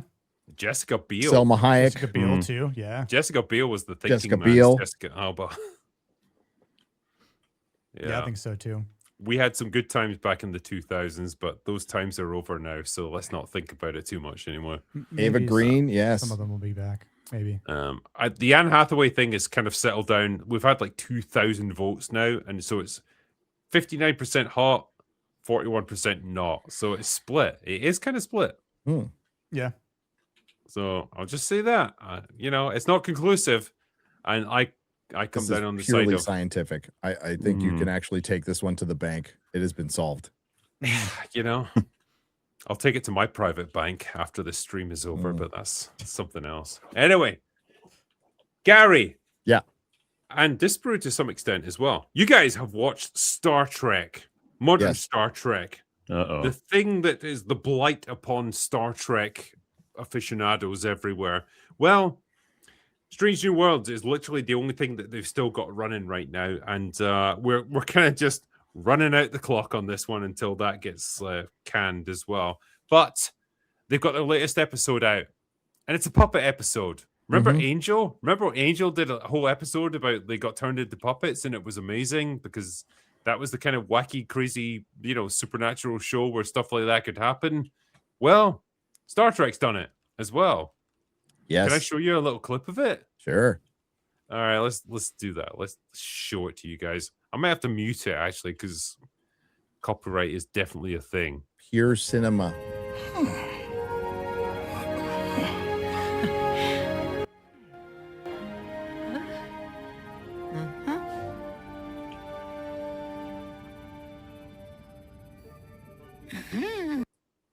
So everybody's puppets now because there was a level 5 transporter accident where Scotty wanted to make the furthest transport that's ever been done, and his puppet got caught up in the transporter, and it turned the entire crew except for Spock, who was off on a shuttle, into puppets.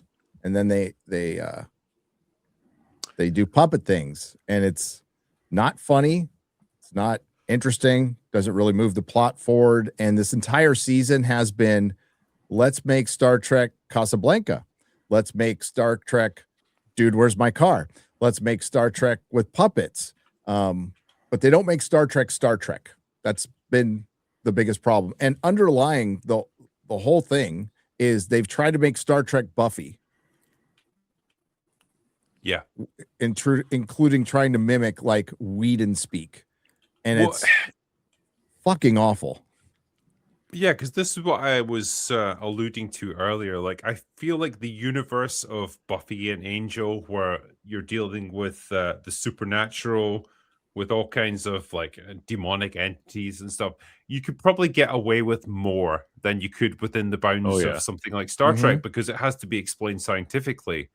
And if your explanation is my puppet got stuck in the transporter and so it turned everyone else into puppets, I don't think it quite resonates. It doesn't quite wash like this. And all of it just comes down to this feeling of they've just made Star Trek into a joke.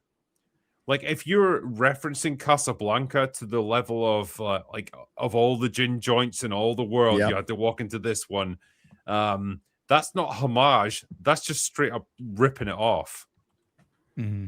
That's not smart. That's not funny. That's not clever. That's not entertaining. That's just creative bankruptcy right there. It's like, we're out of ideas. Let's just fucking pilfer someone else's.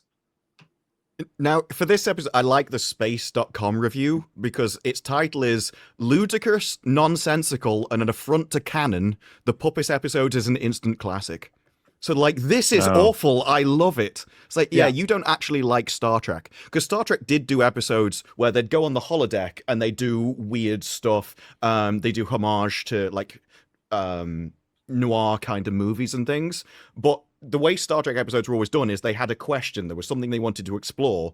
And so they would build a situation that explored it. So this would be something about humanity. What is the difference between it and everything else? Whereas the point of this is just, isn't puppets funny? It's funny.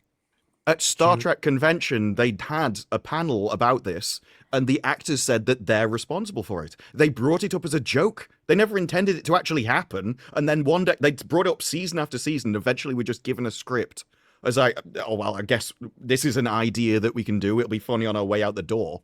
And it just seems that the entire point of Star Trek is just, what can we burn down now as this is our last chance? Well, it's proof that all just do everything. All they want to make is content. They don't really want to think about what makes Star Trek because they can't, because they're not smart enough. MauLer, you like that Angel show, especially that 5th season of Angel, probably one of the greatest seasons of television ever. It's like my favorite thing of all time. It's certainly season of TV. It's and it comes right after one of the worst in that whole set where they fucked everything up, and it's a season where they're repairing everything but also experimenting, but also structuring and figuring out their whole format better than ever.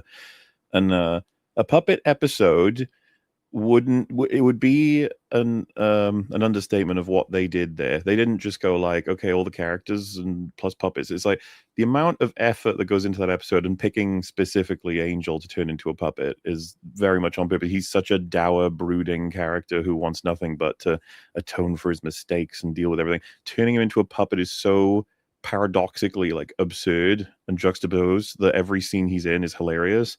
Everyone reacting to him, trying to talk to him, run the normal day of Wolfram and Hart is hilarious. And then, of course, there's loads of plot relevant shit that happens throughout it. It's done with spells. It's like there's a broader plot line of trying to save children from a TV show that's actually like sucking the life out of them through devil deals and different things. Oh, they knew so much about Hollywood that they couldn't say back then. It's and it's extremely fucking funny. It's one of the best episodes that Angel has, and I think when you show someone for the first time and they see what's happening, they'll be like, "Oh, like this is really, you know, going off the fucking going off the rails here. This could be a jump in the shark sort of thing." But then they just can't stop laughing usually because it's just so well done, and obviously it's a brilliant dialogue, really great character stuff. Everyone gets developed, loads of relationships conclude. You can't skip it. It's like super important. Loads of things happen in that episode. It's kind of like the musical episode for Buffy. Loads of really important shit happens. Because the one after that, if you remember, Gary, is A Hole in the World. Yeah. And it's kind of like you need all the shit in Smile Time to understand what happens in the next one. So the point being is Smile Time wasn't a gimmick. It was actually something that moved one of the greatest seasons of a television forward. Yeah. And it was gruesome. It was also gruesome. And you're right, Drinker. You can get away with like a demon being able to pull this off, Polo, and what the other puppets were doing. And it was also written by Ben Edlund, who created The Tick. Great writer, with Joss Whedon supervising. But it was a really important episode that MauLer just said you could not skip things. It wasn't just there to be a gimmick. This is just here to be a gimmick, and it's derivative. And we're talking about that was 22 years ago. 20 Smile Time well, came Smile out. Time would come out in 2003, so 23 24. years ago. So yeah, 43. long time ago. There's a great comment here as well that I wanted to bring up. Yeah, transporter incidents used to be deadly, and then came Tuvix. So yeah, the one that I always jump back to is in Star Trek: The Motion Picture when the transporter goes horribly wrong and two people like are meant to be getting beamed aboard the Enterprise. And the best way I can like liken it to is imagine your entire body getting ripped apart at the atomic level in front of everyone who's trying to beam you back on board, and like the horrifying like screams of someone like just being torn asunder. That's what can happen when transporters go wrong within the world of Star Trek. It actually is terrifying and horrific on an existential level. And then you get nonsense like this where it's just, they get turned into puppets. Why? Don't fucking know. Just go with it. It's Austin Powers right now. Just have fun. Like that's the difference in what this is versus what Star Trek used to be. It used to take the whole concept of science fiction seriously. The science was important. Yep. Now it's not. And it hasn't been for a long time. It used to That's be the the difference. groundbreaking series. It set the trends, didn't respond to them. And that's why it's even here, because it was so ahead of its time. And now it's just trying to be anything other than Star Trek. And that is just one of the problems with the show. Also, it's written by incompetent people. This is the biggest con in entertainment history. This show has never charted on any level outside of Picard season 3. It's never made Paramount or CBS a penny. Starfleet Academy was watched by an average of between 40 and 50,000 people. Drinker, you get that in the first 15 minutes of a video sometimes. Yeah. And they spent millions on this. And this is an expensive show. So they went cheap on Picard season 3. This is an expensive show. It was noticeable that there was no Kurtzman presence at Comic-Con or at this last Star Trek convention. So I'm pretty sure he's gone. If they keep him, that'd be unbelievable, but yet believable. But I doubt he's going to be around. They're just waiting for Strange New Worlds was basically filmed back to back, so they split it up, and the final season's going to be 6 episodes, and then we have one more of Starfleet Academy, which was filmed back to back. Yeah. So they can guarantee and Kurtzman was really good at this because the people running Paramount prior to Ellison were freaking idiots. I mean, can you What's it- imagine the kind of insanity that we're going to get in like Starfleet Academy season 2? Oh, it's supposed to be gayer, right, Disparu? It's I supposed hope to it be. is. Yes. It's Hope supposed to it's be the- gayer. Yeah. Sure. It doubles down on everything essentially. And yeah, they got season 2, filmed it back to back because he probably realized he was going, or there was a chance. So it's like, how can I cram as much stuff in to get as much money out of the company as possible? Now, the interesting paradox about his Star Trek has always been that everyone seems to be desperate to get kids into Star Trek, but I was interested in Star Trek as a kid because of what it was. Whereas now, the more they try and chase the younger audience, they scare off everybody because kids will look at this and be like, this isn't for me. What kind of age range are you targeting with a puppet episode? And all the others, Starfleet Academy, meant to pull in kids, didn't see a single one in any of the lines I was in at all. They're all my age or older. Star Trek which, like, succeeded because it kids watched it in syndication. It was one of the most, if not the most watched syndication show in history. And it hit that perfect demo. It was 18 to 45, but there, I was 5 and 6. And I was just watching the monster. When I saw that transporter scene in motion picture, it freaked me out. I was like 8 years old. That was horrifying, right? Because it was written for adults. When you write for kids, it just means dumbing down things, Right. right? And Yeah, like it's funny, the thing that we all forget, like writers forget it or we forget it, like as you get older, you lose touch with this, but like as kids, you're able to you're able to process media way in advance of what anyone older than you thinks that you can handle. Because you were probably the same, Gary. Like, when I watched Star Trek: The Wrath of Khan, I think I was 10 years old when I first saw it, and even then, I got what it was going for. Like, I understood what the movie was trying to tell us about getting older and stuff, like over and above just like spaceships blasting at each other and all that stuff. That's the thing. Kids can deal with a lot more than you think they can in terms of their media, and it's nice to be able to like cater to that and give them a chance to process that kind of thing. But this nonsense, this is just for retards. This is just literally like, isn't a puppet funny?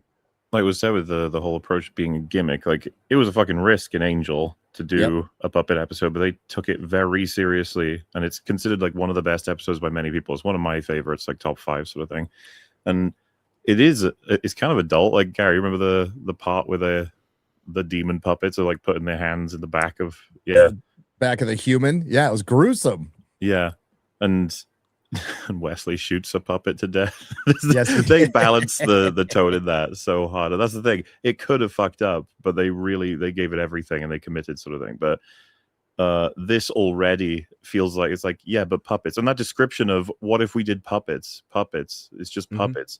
While like the core of any episode in Angel, they always start out with like, what journey are we putting a character on. It sounds like a meme, but like the puppet episode of Angel is broadly about self-esteem. It's supposed to be about like Angel is dysfunctional because he doesn't believe in himself throughout that whole season a lot. And the puppet episode is supposed to be a big sort of treatise on that. And yeah, no, I mean, me and Gary will get to it in a year's time probably, and we'll talk all about it. But easily, I doubt we'll be talking about this episode past this stream ever again. At least I hope. That's the thing. Star Trek was never just, it wasn't, oh, well, what if Data had a daughter? It was, well, is Data human? And if Data is human, can he create life? And if he does create life as not a human, is that human? And so it's exploring the boundaries and the peripheries of like where definitions land, kind of thing. Whereas this is just puppet. And it is a case of, your intelligence as a child, or a teenager at least, doesn't really change that much into adulthood. You just learn to apply it better, you gain more experience and wisdom from that. And that's what stories are meant to teach you. And it is a case of, if you write something that's complicated, everyone beneath that can understand that story at their own level, even if they don't grasp all of it. But if you just write it for the lowest common denominator because you think people are stupid, only stupid people will enjoy it. And that's not... Well, I mean, level anyway, most of humanity. Speaking of stupid people, like I just happened to pause this at a random point in the playthrough, but like What a diverse lineup of people we've got here. We've got on the left-hand side, we've got a brunette woman, a blonde woman, black. Is that a man? I think it's a. Yes. Is it? Is there a beard Yeah. there? So you hate diverse puppets now? Got a black man, and we got an Asian woman. I'm just Star Trek. It's for everyone. A descendant of Khan, who is making out with Spock. Ooh, that probably would have been important information. Space Seed and Wrath of fucking Khan. hate what this. Like, I could almost understand it if they just went way beyond, like, the original series, the Next Generation, and they just did their own thing, kind of like what Discovery ultimately ended up being. But like when you set it before all of this and say like, well, Spock was actually fucking like a lawnmower or whatever, like, just anything to like get some kind of ownership over it. That's when it becomes really distasteful, because it's like you're just trying to claim the work of other generations of writers and you've got no right to it whatsoever. So essentially, this version of Star Trek is like, what if woke just continued for a few hundred years? Where would it end up? And so everything is hyper done that way. They really hate Spock in this series. They do everything they can to undermine him. They will turn other people into full Vulcans just so they can insult him and say he's only half Vulcan. One of my favorite scenes is there's a transporter thing where they have to be transported together. And so rather than just put his hand around her so they can do it, she has to get on his shoulders so that she can be in the dominant position above him and everything. He's always told that his feelings are his strength and he should stop being logical constantly. It is. I've never seen a show hate one character more than this show hates Spock. Yeah, that's crazy. You just got to feel more, okay, and cry more. Like, I don't know. Have you seen Secret Invasion? They hate Nick Fury in that. Oh no, this is there was a trans pirate who told him that his feelings was his strength. That was an entire episode. Yep, and there was a non-binary puppet right there. Oh yeah. Now I want to watch it. Don't you? Yeah. Doesn't that bring you in? You guys, let me ask you one more question before we do some super chats. Some of you are fans of Star Wars, or at least you used to be. Like, I don't know how many of you guys are now, but we live in the world that we do. Hayden Christensen has expressed interest in returning to Star Wars to do another Vader movie after being humiliated in Ahsoka, because I guess that wasn't enough for him. He wants to come back. And so here we have it.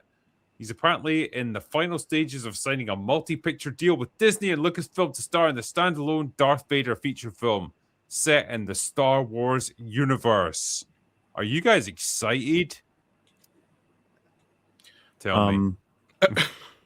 I mean, can't you sense the excitement? Yeah, I tried to hold it in, guys. Are they going to go off of like the Marvel comic that came out in 2017, 2019? Like, who even knows? It's Dave Filoni at this point. So. Yeah, I'd be okay with that, but they probably won't.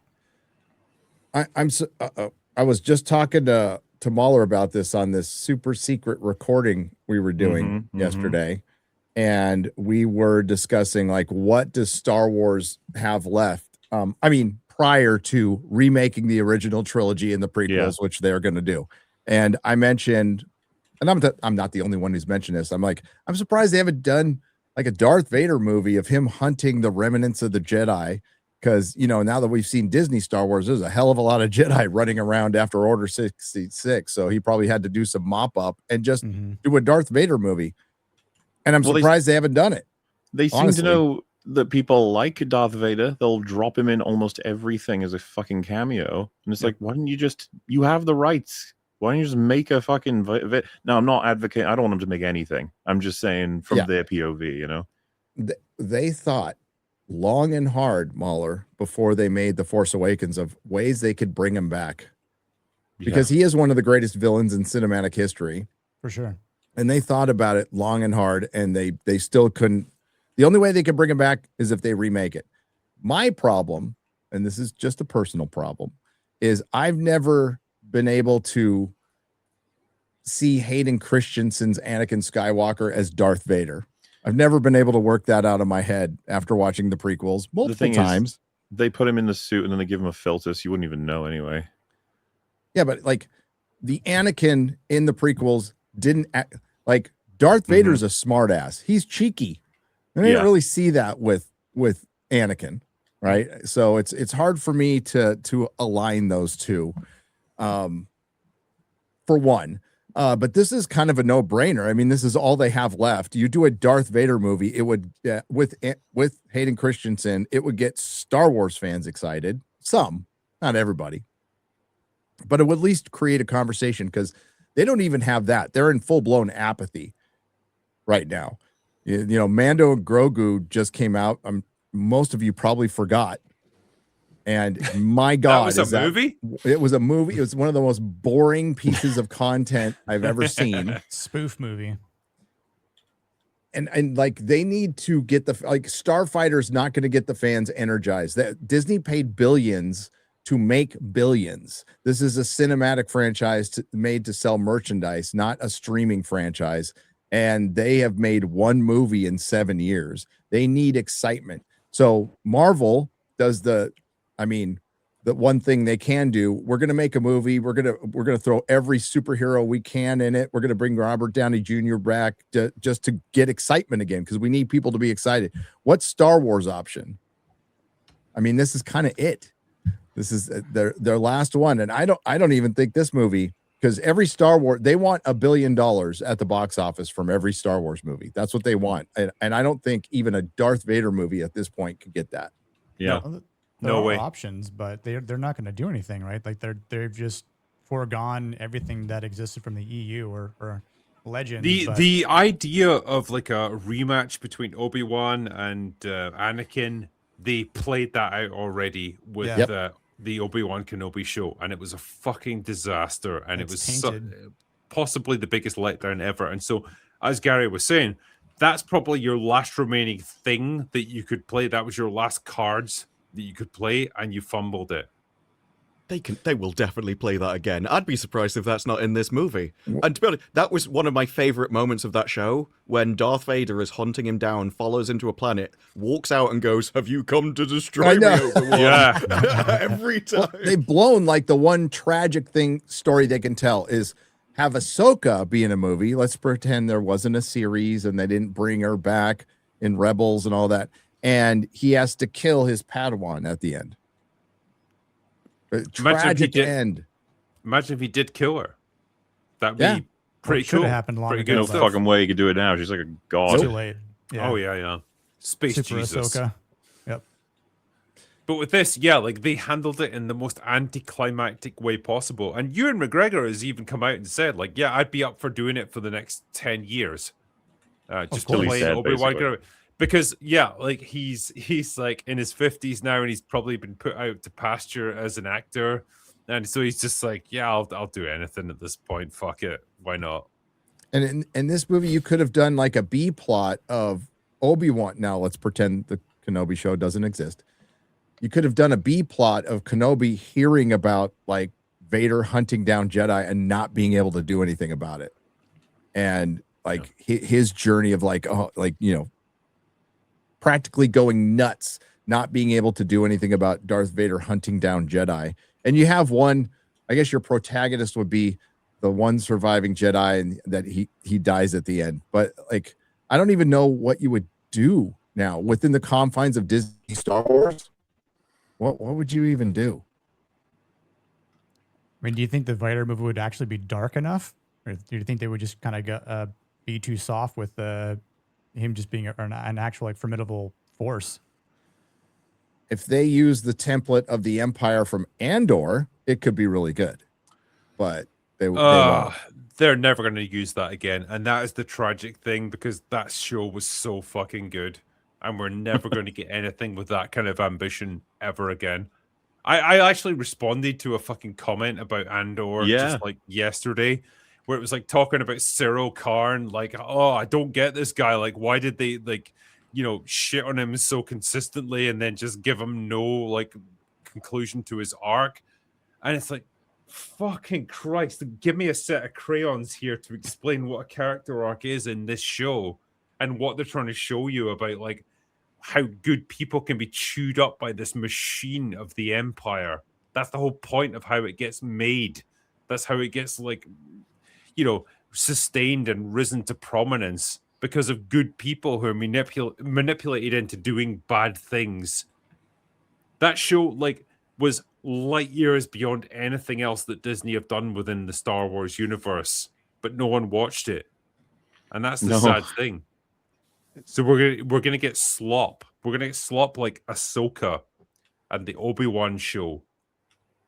Is this also the era of Vader that takes place after Obi-Wan or before Obi-Wan or in between the, episodes 4 or 5? I mean, do they dare bring in Starkiller? No. It doesn't matter. It's all slop. It's all going to be slop because that's all they're going to take a risk on now. Oh, do you think it's going to be also- like the Spider-Man effect, right? Like they're going to go because of Vader, and that's going to make a reason for making a lot of money, but who knows if whatever sort of well, I guess my point is, like, hold water. They're not going to attempt anything intelligent with it, right? Because they've obviously learned their lesson from Andor. It's like that. Those 2 seasons cost like a shitload of money to make, like insanely expensive. Not that many people watched it. Yeah, it got critical applause, but like, it didn't result in like loads of people subscribing to Disney Plus or anything. So the more cost efficient way of doing things is make slop that just jangles a bunch of keys in front of the audience in a desperate attempt to get them interested. That's all it's going to be. Yeah, and the specialness of getting Hayden Christensen back. Well, he's been back a bunch now. He's going to be in Ahsoka season 2, so that's kind of worn off. He looks old in that trailer. I don't know if it was just me, but he looked a bit rough. He is old now. How old is he? I think he's like 40, 45 or something. Yeah. I mean, to be fair, Vader looks worse though. So yeah, that's true. I think what was difficult was when they tried to do in the Obi-Wan show like a flashback to Anakin when he was young, and it was like just Hayden Christensen with no makeup, no like CGI de-aging or anything. It's like, man, he's meant to be like 20 years old or something. Like, that is the most shot out, fucked up 20-year-old I've ever seen in my life. Yeah, and I'm Scottish. So I've seen things, man. Hey, they're filming the Batman 2 in Glasgow. Glasgow, yeah. That's the only way that you can get Gotham City. Like, that's the only place they could find that was scummy enough and horrible enough to be Gotham. It's Glasgow. It's crazy. We're getting this. That was 5 years ago. 5 years ago. 2022, right? When they filmed Batgirl. Batman? It was 22, right? I think it was 22. No, I was going to say, like, they filmed Batgirl in Glasgow as well. Oh, they did? Yeah. Oh. And they were trying to get a animated series vibe with that movie. They were trying really hard. We'll never know because we didn't see it. Yeah, it's lost media, sadly. Somebody's got a copy. Somebody has a copy. Come on. Leak it. I mean, my theory is you're leaking Do GTA it. 6. Just leak it. Who cares? Yeah. At this point. my theory is that GTA it's not even like especially bad compared to what we got, but because it was going to come out before the merger, they didn't want you to see what was lined up for the next projects. So if you cancel that, everything else comes out after the merger. You just increase the sale Should have price. done that with the DCU. Yeah. Yeah. With that, I think it And was Star Trek. testing mediocre on sort of audience testing.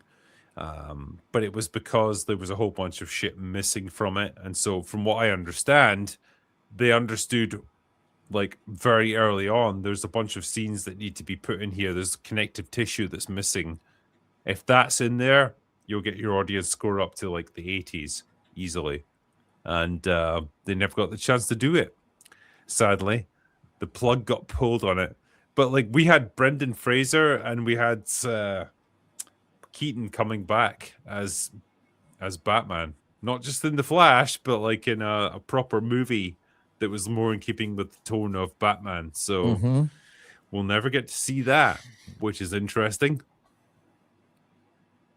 Shame. Yeah. Damn well. shame. What could have been? Right? Yeah. There's so many other movies they could have just shit canned instead of Was that one. deprived. Yeah. Tell me something. Are you guys excited for the X-Men coming back to Marvel? Because they're doing it now, finally. And they've announced the casting for it. Are you A li- ready? A little bit. Oh, no, that's It's a not weird casting image. Wow. Yeah. Wow. Supergirl. Sorry. Yeah, was miles off there. So, in terms of our casting here, we have got Sadie Sink. She's going to play Jean Grey, obviously, because we Total saw her hero. in. Yeah, Girl boss hero. she did nothing wrong apart from everything that she did in that Technically, movie. she didn't kill anybody. Yep. Didn't see Sure. it happen. We've got Kit Connor as Cyclops. We've got Christopher Abbott as Professor X. God, they're all just fucking children, honestly. Maya Boyd as Storm. We've got Samara Weaving as Emma Frost.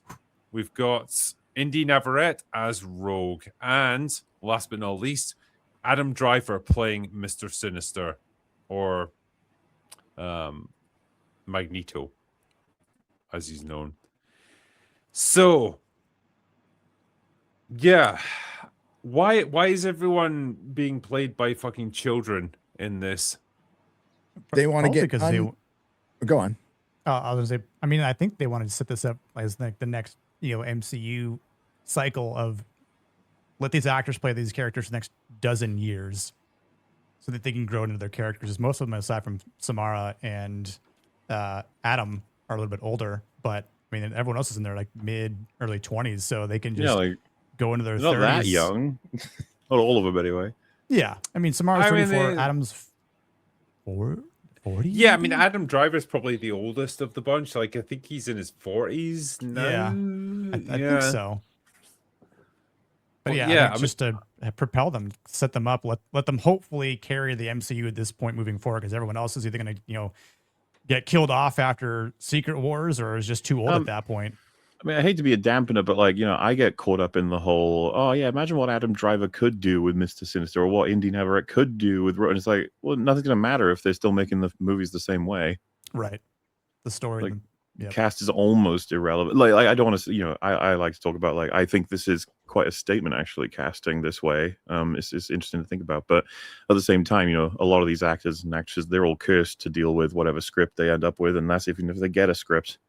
I assume you guys saw that Sebastian Stan was saying that he has no idea what Doomsday's about. He Yep. was just filming things out of order and just fuck it, whatever, which has been said by Alan Cumming, was said by Benedict Cumberbatch about MOM. So that's just how they do things. It's like, yeah, no wonder their stories fucking suck.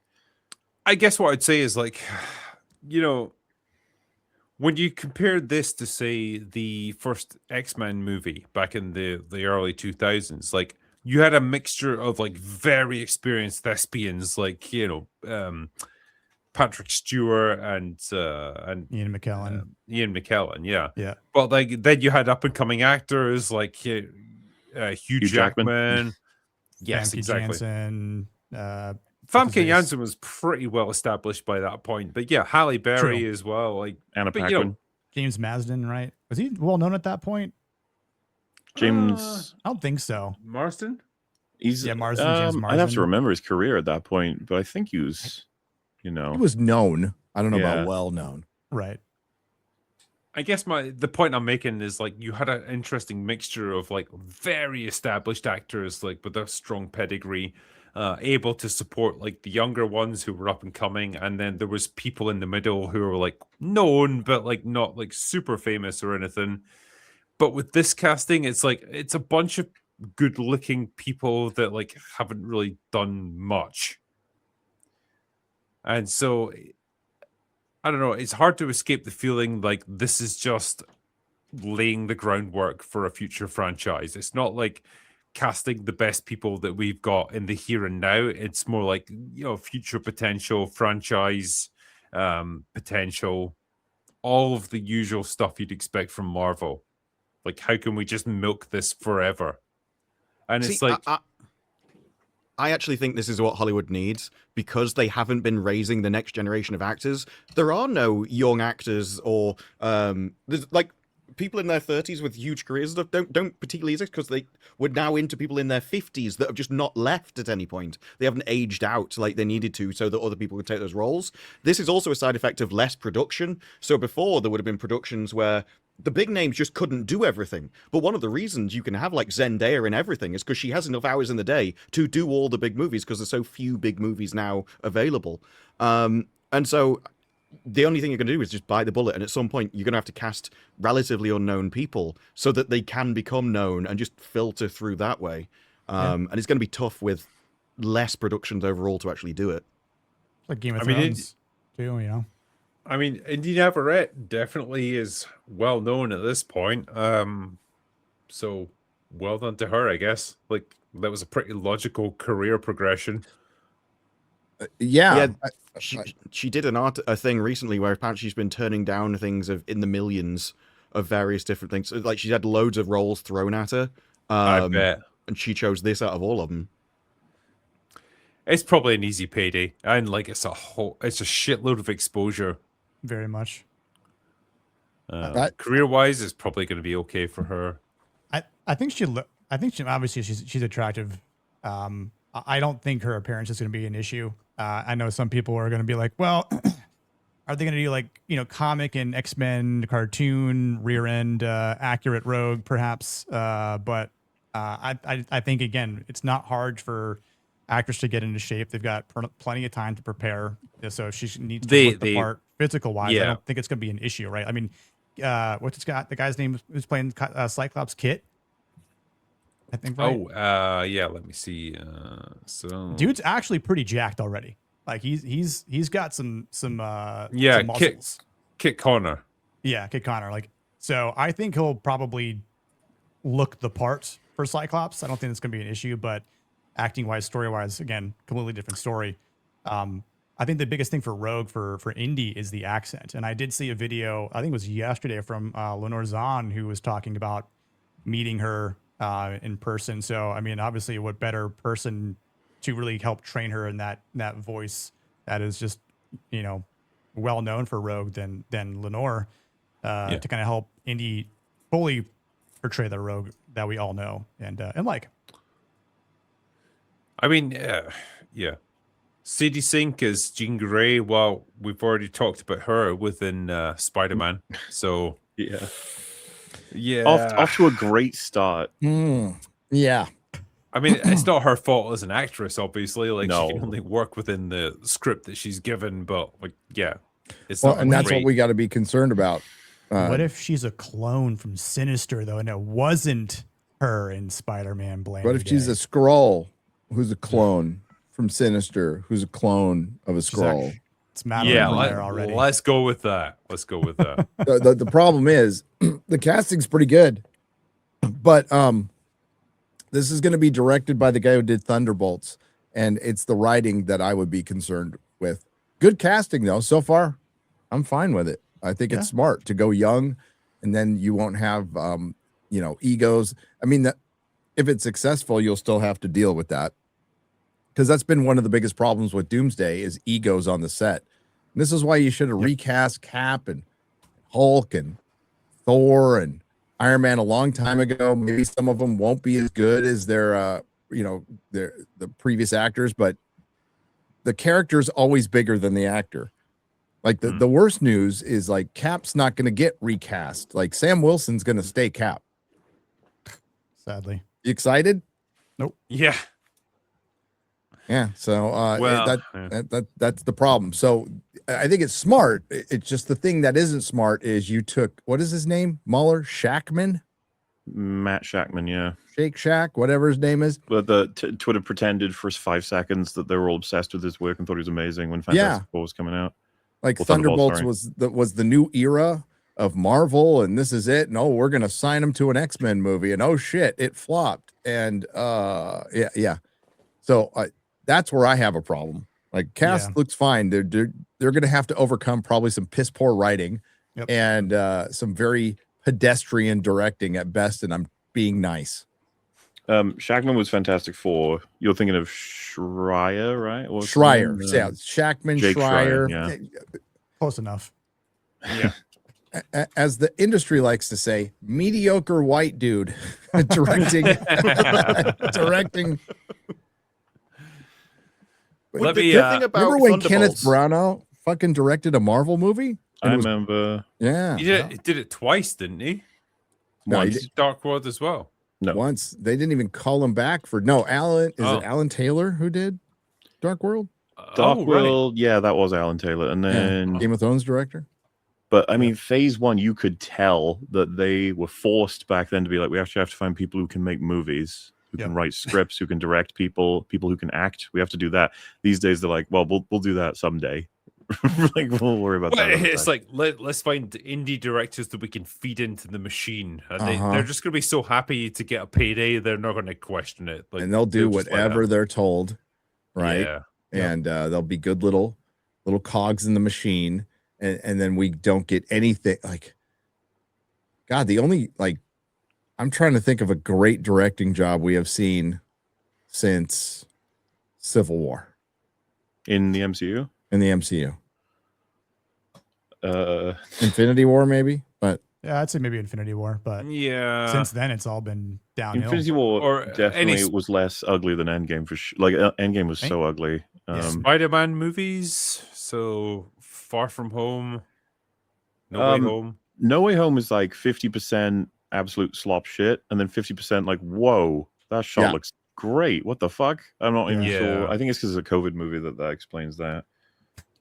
Multiverse of Madness, they shot it. Raimi got to do some Raimi stuff in that every once in a while. Oh god, it's so weird. It's like there's tiny little glimmers of Raimi in that, buried beneath this mountain of bullshit. It's such a weird movie. he's too nice of a guy. He got pushed around on that one. He got pushed around on Spider-Man 3 too. And I would love for somebody to just leave him alone and let him do Spider-Man 4. Well, I wish. Gary, did you go and check out that? What was it called? Send Help or something like that? The new one from him? Yeah. Send Help. Isn't it like a girl boss extravaganza? I haven't seen it, but that's his movie through and through, right? Yep. And I didn't want to not like Sam Raimi, so I'm like, I'm not going to go. I'm going to skip this one. I watched Despot's review of it, and it was scathing. Yep. And I believe he's correct in his assessment of that film. I think it's just like evil, arrogant corporate dude bro has to like learn that girl is better than him at everything. That's literally the premise of the movie. So if you're into that, great, but fuck it just seems sad. That's what he's resorted to. Let me do a couple of supers here. I don't know if this makes any sense, but hearing Nolan say that heroic figures are expected to apologize made me think that Hollywood hates veterans. Yes, I saw that interview. Like, good God, that is... I don't know what he was going for there, but in terms of sound bites that could be misinterpreted, holy fuck, that's pretty bad. I don't think there's any misinterpreting. Disparu brought it up on we covered it on Friday Night Tights, and then he did a brilliant video on it. I don't think there's any misinterpretation at all. Yeah, he believes in equality and heroes are better than everyone else, so you have to apologize for being better than other people. Does he believe in equity? That's the equality. The question. Well, equality means everyone's the same. And he even said the philosophical principle, the more enlightened time, from a more democratic point of view, is society is better if they're equal. Well, that means you have to be ashamed to be better than somebody. I don't care what the director's part, and I know you guys don't. And I liked it when Nolan was a mystery. I liked it when we didn't know all he did was direct movies, and none of his personal stuff like bled through like it did in Odyssey. But it's pretty clear now, especially through that interview, which what Disparu, you were right, that the interviewer was great. Yes, that's what all of Hollywood should be. Not like, is this the gayest Odyssey ever? It was a good, sure, it was by a commie, but it was a good interview, and she got a lot out of him. And it's disappointing. And for the record, it was the gayest Odyssey in history. So it was. Possibly it was. True Yeah. that. And the interesting thing about her coming from an entirely opposite culture is she doesn't have the same sort of cultural sensitive points that she can't step on that interviewers over here never would. So she would just ask him bluntly, because to her, there was nothing wrong with it. And every time now I see other interviews, like with Rings of Power and everything, it just... the low quality of it, getting people on Rings of Power to say "my precious" and different styles and all that kind of thing. It's more insufferable when you know what other people do. Lanterns is a show by people who hate superheroes and are ashamed of Green Lantern, made for people who don't want to watch superhero shows. Unsurprisingly, if you do like Green Lantern, as I do, it's just awful. Yeah, I mean, that's how I described it in my review. It's like a superhero TV show made by people who hate superheroes. That's ultimately what it comes down to, and there's not a whole lot to latch onto with that first episode. Watch Mutiny by Jason Statham. I had a good time. Jason Statham kills human traffickers with fishing supplies, hooks, and a spear gun. Well, sign me up. Not woke at all. Is Jeff Daniels as Reagan in Brink of War good? I haven't seen Brink of War, unfortunately. I do like Jeff Daniels generally. Yeah. I have a simple rule, though. If it's got Jason Statham in it, I go see it. Yep. Like, you always know what his movies are going to be like, because they're all the same, know what you're getting, but I like them. Yeah. He knows his audience. That's definitely true. He's consistent. Yeah. Hail Drinker and MauLer. Last week, I lost my job after 8 years of loyal service. Shit, man, I'm sorry. Watching you both makes me laugh and warms my cold, stony heart. Cheers and keep fighting the good fight. Well, you too, my friend, and I hope you get yourself a new job very, very soon. Yeah, keep at it. You'll Yep. be fine. Keep your head up. Lanterns is Peacemaker Season 2. Wiki experts stretching comic plots to cover bad TV writing because you criticize it, then never talk about it after it's over. Pretty much, a lot of these things become battlegrounds while they're relevant, and then as soon as they're out of the cinema, out of syndication on TV, no one cares. What is Funny the how that works. likelihood of Hal Jordan staying dead? I think it's 100%. I mean, the showrunners are talking about it as if he's dead. So I think it's 50-50 at this point. I think I could see them bringing him back right at the end so that they can just restore everything back to normal. Is it I don't just know. Gotcha, maybe? no, Yeah. there was a quote that said something like, "We will take the booze and whatever, but watch till the end, because then you'll see if that was required for the character development." Yep. And with all the comments being about the other guy saying, "Oh, I'm better than him, I need to take over," and only one person can use the ring. I mean, it's Lindelof. He wants to. That was the entire story of Watchmen. How can I replace the next guy? I had several people telling me, like, because I put a tweet out about it. It was like, hey, you got to wait and watch the whole season to find out whether or not they've definitely humiliated the hero. They might not have. I'm just sitting here like, no, I'm good. What kind of pitch is I that? can make that Yes. assessment right now. Yes. I don't This need is- this.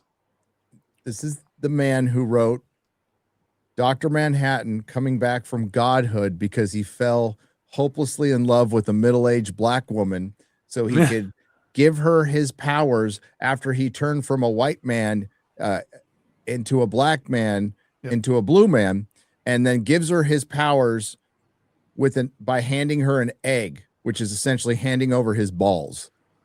I cannot describe how much I see. fucking despise David Lindelof's Watchmen. And you have to fucking remember, hate It's that an show. abomination. The reason why he turned into a black guy is because she was uncomfortable around a white one. It Yeah. was like, which body would make you more comfortable? So he morphs into a dead body of a black guy. See everyone? Racism is that'll do. racism is okay when you're a black person doing Yes, it. it is. Yep. Nice. Drinker, you should do a production hell on Desert Warrior. It only made, yeah, I remember it's the Anthony Mackie one. It only made $700K on a $150 million budget and lots of production problems. Yeah, but it wasn't it like I don't know, wasn't a big hit in the Middle East or something. No. Like- Was it? It was Oh, meant okay. to launch the Saudi Arabia, I think it was Saudi Arabia or UAE, their entire the movie. Saudi Arabia cinematic universe. Their entire it was Do meant it. to launch their movie industry, and there was something I can't remember whether someone died or got severely injured, and there was people from Hollywood were made particular racial comments about it. So that there is stuff there, but the best one I saw recently was a poster which described it as the inverse Supergirl, which Oh, is God. almost the exact same. Wow. Star Trek puppet Chris Gore.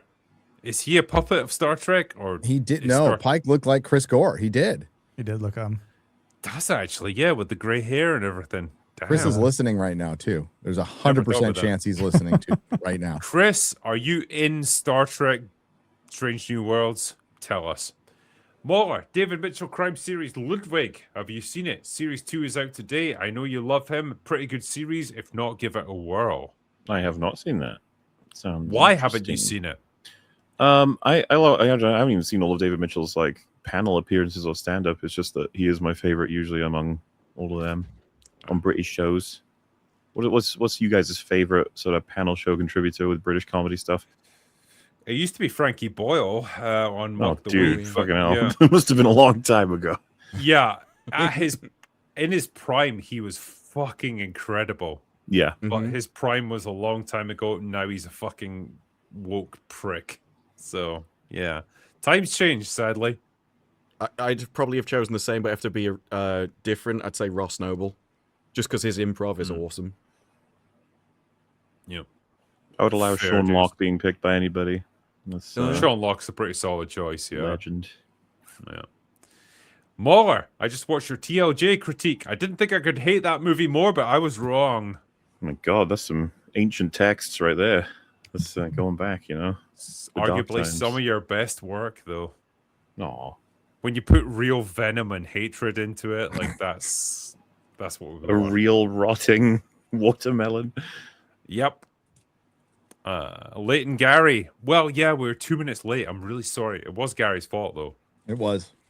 He was engaging us in polite conversation. It was too goddamn interesting not to partake. Choose Gunverse, Snyderverse, or Schumacherverse.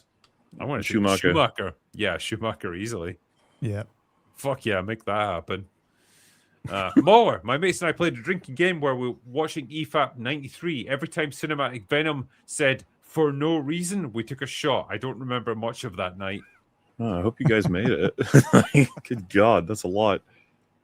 For no reason. This is the first movie where Spooderman actually spoodered all over the place. You telling me you didn't enjoy that, MauLer? Hmm.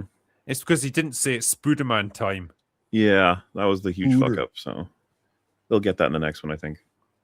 Brand New Day made $2 billion. Odds that Tom will be in Doomsday are... He's mentioned in some leaks. So maybe. Post credit scene. Remember, those films are made like jigsaws, and it's depending on box office of every movie that comes out before it, they'll include certain pieces. I do wonder if they filmed a whole bunch of shit on the premise that certain movies would be successful and they could slot that in. Yeah, maybe. I could see that happening easily. Godzilla's Greaser, always there with the Godzilla facts. 1997 had Rebirth of Mothra 2. Drinker, it's hilarious how clueless you usually get when I talk kaiju. I mean, what can I say? I'm fucking clueless when it comes to Godzilla movies. I've seen like 4 in my entire life. That's it. Sorry. It's crazy when you don't know things about things you don't know about. Isn't it crazy that, like, as a film critic, I haven't seen every movie ever made ever? Stop fraud. it. Would you believe it? Yeah, I'm only a human being. I can only watch so much stuff. Do better. Hmm. Yeah. The drinker fixies Jean Grey. Well, that's pretty easy. Just don't have her murder a bunch of innocent civilians. There you go. I fixed it. End of Evangelion came out in Japan in 97 and recently had a re-release in America last month. Fantastic theater experience. 2D cell animation rocks. Yes. Yep. Absolutely, it does. I'd like to see more of that. More money for cheese and pickle and Boddingtons. Hey, I like all of those things. Cheese and pickle sandwiches, Brits on the panel. I mean, they take some beating. Mhm. MauLer, Branston surely, as a Welshman, you must appreciate that. I don't like pickle. Oh, not even Branston pickle? What? No, I especially don't like that. Oh, you fucking lunatic. I always knew Jesus. there was something wrong with you. This man, he's losing it. Anyway, I predict Lanterns will do the same shit as Watchmen from HBO. That was so horrible, and I can see King and Diam doing the same things. Yes, I absolutely can see it. I think Lindelof was pretty honest about that as well. We're just picking up from Watchmen with this. So yeah, good luck with that. Excuse me. Avoid spoilers because I've seen it. Is Good Will Hunting overrated? I know it's revered and basically what kickstarted Ben and Matt's careers. Yeah, I like it. I don't think it's overrated. I understand maybe some of the disdain for Matt Damon, but arguably the best part of that movie is our boy Robin Williams, R.I.P. Yep. Excellent roundup as usual, long man. However, you're neglecting to mention the seminal pop music movie event of the year, Spice World. God's sake, MauLer. How could you not? You're mention right. that? How did I miss that? If you'd mentioned that, that got I watched would've- so many times in my household. I have sisters. yeah, I would have said that was truly the greatest cinematic achievement of 97. 97 also saw some big video game releases like GoldenEye on N64 and Final Fantasy VII. Yes. True that. Look at you just talking about movies. Hey, Open Bar, been catching up on old Open Bars. Episode 192, you were all talking about Arnie movies and nobody mentioned The Running Man. Sub-Zero, more like Plain Zero. We've definitely talked about Running Man before, though, especially on the fucking Running Man episode. Must have done, yeah. Edgar Wright butchered the Running Man, so we probably mentioned the Running Man. That straight up prompted me to rewatch the original Running Man, and I was like, this movie is like really fucking entertaining. Yeah, I had really fun with it. I love it. The US Squid Game adaptation got cancelled. Oh no! To be Anyway, fair, it was moving David on. Fincher that was making it, so it could have been good. Could have been good. I don't know. Yeah. What was the reasons for cancelling it? I guess we'll never know. I don't think there was anything specific. At least I didn't see anything. Yeah, the Titanic Museum in Belfast is the best museum I've ever been to. I don't know why the fuck we got onto this. Watch the movie right after. I went to Game of Thrones studio while there too. Worth doing. You don't remember why we'd be on Titanic?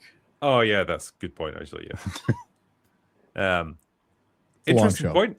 Never actually been to the Titanic Museum in Belfast, but I really want to go because I've always been kind of fascinated by that shit. So yeah, I want to go I there. went to 'Cause one- Sorry, go ahead. Go ahead. Yeah, don't they have like chunks of it that they brought up from the seabed? And it's like, oh, like, you know, They dead have. bodies and like big chunks of like the superstructure of the ship and all that. It's kind of cool. I want to I see just went that. to one a couple months ago in Orlando here, which is pretty cool actually.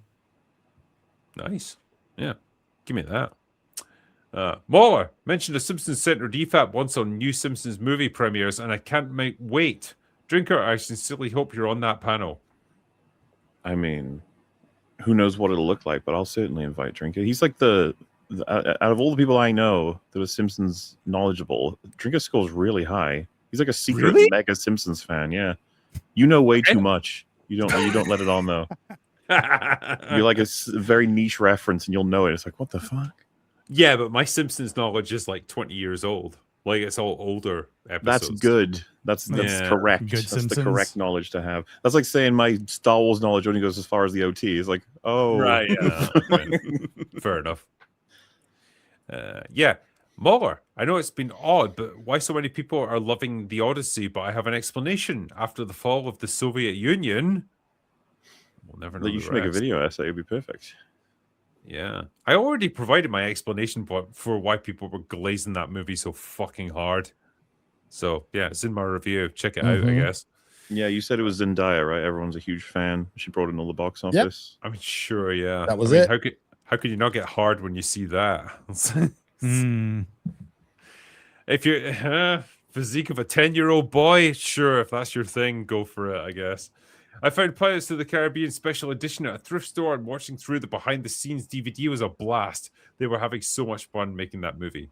Why do I feel like I've read that one already? You usually You did. reread things on the show we do on the catch-up, not literally the same show. Well, I'm quite drunk, okay? So what can I say? There you go. With PlayStation getting rid of physical discs and other consoles likely to follow, is there even much point in getting a console for gaming, PC gaming? I mean, you can get it on the basis that it's probably easier to set up the games and stuff. There's a streamlined operating system, but yeah, beyond that, PC gaming gives you a smoother road to like constantly staying on top of the, ahead of the curve kind of thing. Whereas PC games gaming. consoles are going to go in 5-year leaps. So Yeah, it is going to Yep. get to a point where everybody's going to lock down physical. Like all companies are going to just stop doing it Mhm. eventually. yeah. Yep. MauLer, I know there won't be an EFAP, but can you convince Springy to give his thoughts on Coyote versus Acme? He's the only LT fan that I know of. Looney Tunes. And I mean, he'll probably definitely give you his thoughts on like a stream or whatever, or maybe he'll mention it on EFAB if we don't do an episode for it. So yeah, should all be good for that. I think he'll probably mention it. Yeah. What are your thoughts on the Creed movies? They don't have the same charm as the Rocky movies, but I don't dislike them either. So the first one is just a really blatant, cheesy, cheap ripoff of Rocky, where they couldn't make up in their mind what they wanted Adonis Creed to be. So he's just like a combination of everything. Probably the second one is the most enjoyable for me, just because it's got the nostalgia of bringing back like Ivan Drago and his son and stuff. And the third one is just a little bit of a nothing burger. Jonathan Majors is quite good in it. The rivalry between them is okay. But beyond that, it's a pretty standard, generic boxing movie. There's not much to it, really. They're pale imitations of Rocky in terms of like character work and stuff. As far as I'm concerned, anyway. Tropic Thunder, fun fact. Our DJ does DVD commentary in character. Watch on YouTube. I have seen that. Yep. I've heard that's It's true, great. yeah. Hail Drinker and MauLer, please may I recommend the best film I've seen in ages, Your Name, as recommended to me by Nerd Wars. It's beautiful, wonderful, made me laugh, think, and cry. 8.5 out of 10. This is called Your Name. I never even heard of that before. All right, Sorry, then. man. We should give it a go. Entire video game studio gets their feelings hurt was a hilarious news headline to the Wolverine discourse. It's going to be a glorious train wreck. Yeah, so they Looks can't go like on it. social media, can they? It's gotten slaughtered because I think they just somehow hit a breaking point with modern games. People saw too many patterns. They released a bunch of stuff for Wolverine, so everyone just shat all over it, making loads of very good memes. But I guess they want to protect the devs from seeing that because it would upset them. Wouldn't My want favorite that. meme I've seen was Horizon Zero Dawn actress Yeah. superimposed on his face, and they look the same. It's the same character model. Jesus. Would you see they had the mocap image and mocap for Mm. Wolverine was a woman? Yeah. It's like, That was what? What the fuck? I saw the bit where like he's like been captured and stuff, and was it Mystique kills all the guards around him, and he just sits Yeah. there on the ground like doing nothing. Like 4 guards. we and he's could just be looking at heading her. for a really shitty game. Anyone here gonna be playing it other than me? No, Might I don't stream have it. I don't have a PlayStation. I might stream it for shits and giggles. We shall see. When does it come out? It's like I want to say not too long. I mean, September. Is it September? Okay. Yeah, could be a Good game luck for to you September guys then. playing it. September 15th. Just got through the 97 movies intro, and Wicker Man would criticize of the day that you're unfair for saying the current movie landscape is shit, law. Yeah, but he'd be wrong, as he usually is. Does anyone on this panel think that 1997 is comparable in quality to today in terms of a year? There Who's isn't. Wicker Man? That's a guy. That's not. They're not saying the film. No, I know, but like, yeah, okay, fair enough.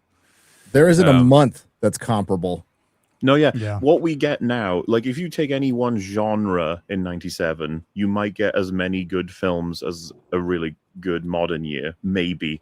Yep. But that's the best you're looking at. I mean, you churning through all those movies at the beginning, like that was like you were just pretty much like reciting banger after banger in terms of like memorable films that have like had an impact. It's not It's going to happen insane. now. It's insane when you read them all out. You're like, oh god, that was all that year, and then you're like, yep. Dear Drinker, will you be replaying the Tomb Raider Classic remastered games 4, 5, and 6? I don't know if I'll do all of them. I would be interested in doing some more because I did 1 and 2. I'm not a huge fan of 3 overall because holy fuck, the level design in that is buggered beyond all belief. But yeah, might be interested in doing like Last Revelation just for shits and giggles and old time steak and all that. So I guess watch this space and I'll see what I can do. How soon until the overt bigotry equals fear message?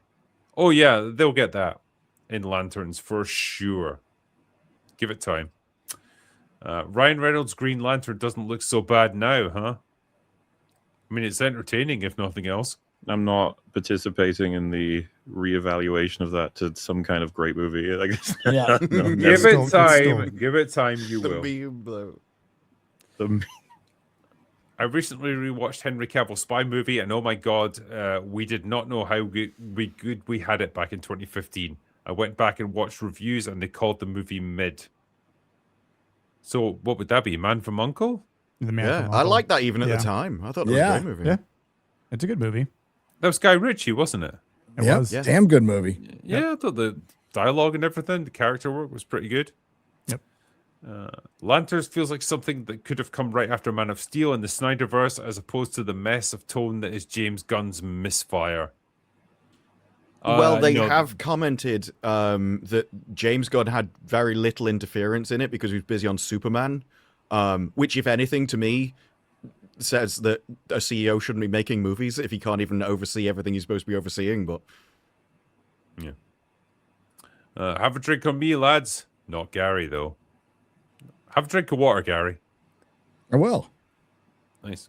And they had a great blueprint for the character of Jon Stewart in the 90s and 2000s DCAU. Why couldn't they just use that?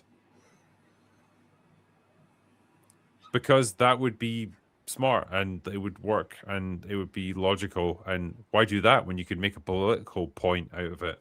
Yeah, you could have fucking grandma. Yeah. I mean, that's modern writing in a nutshell right there. Anyway, I'll probably finish up right there. Gentlemen, panel, you guys have been awesome, as I would have expected from you. No, you're awesome, Gary. Oh, you're awesome. And Too much everyone awesome. who's joined us, everyone who joined us tonight as well. You guys are awesome as well. You're the real heroes here. And we tried to get through as many of your super chats as we could, but there's a few we hadn't done tonight. So we will, as always, catch up with them on last orders. And you will catch me on Monday night because I'm going to be on Nick's channel covering The Hunt for Red October. Ooh, Yes, yeah. sir. Forward to talking about that fucking Yep. superb movie. And yeah, it should be a lot of fun. It will be. But yeah, in the meantime, that right there is all we've got for today. So go away now. Bye. yeah. Bye.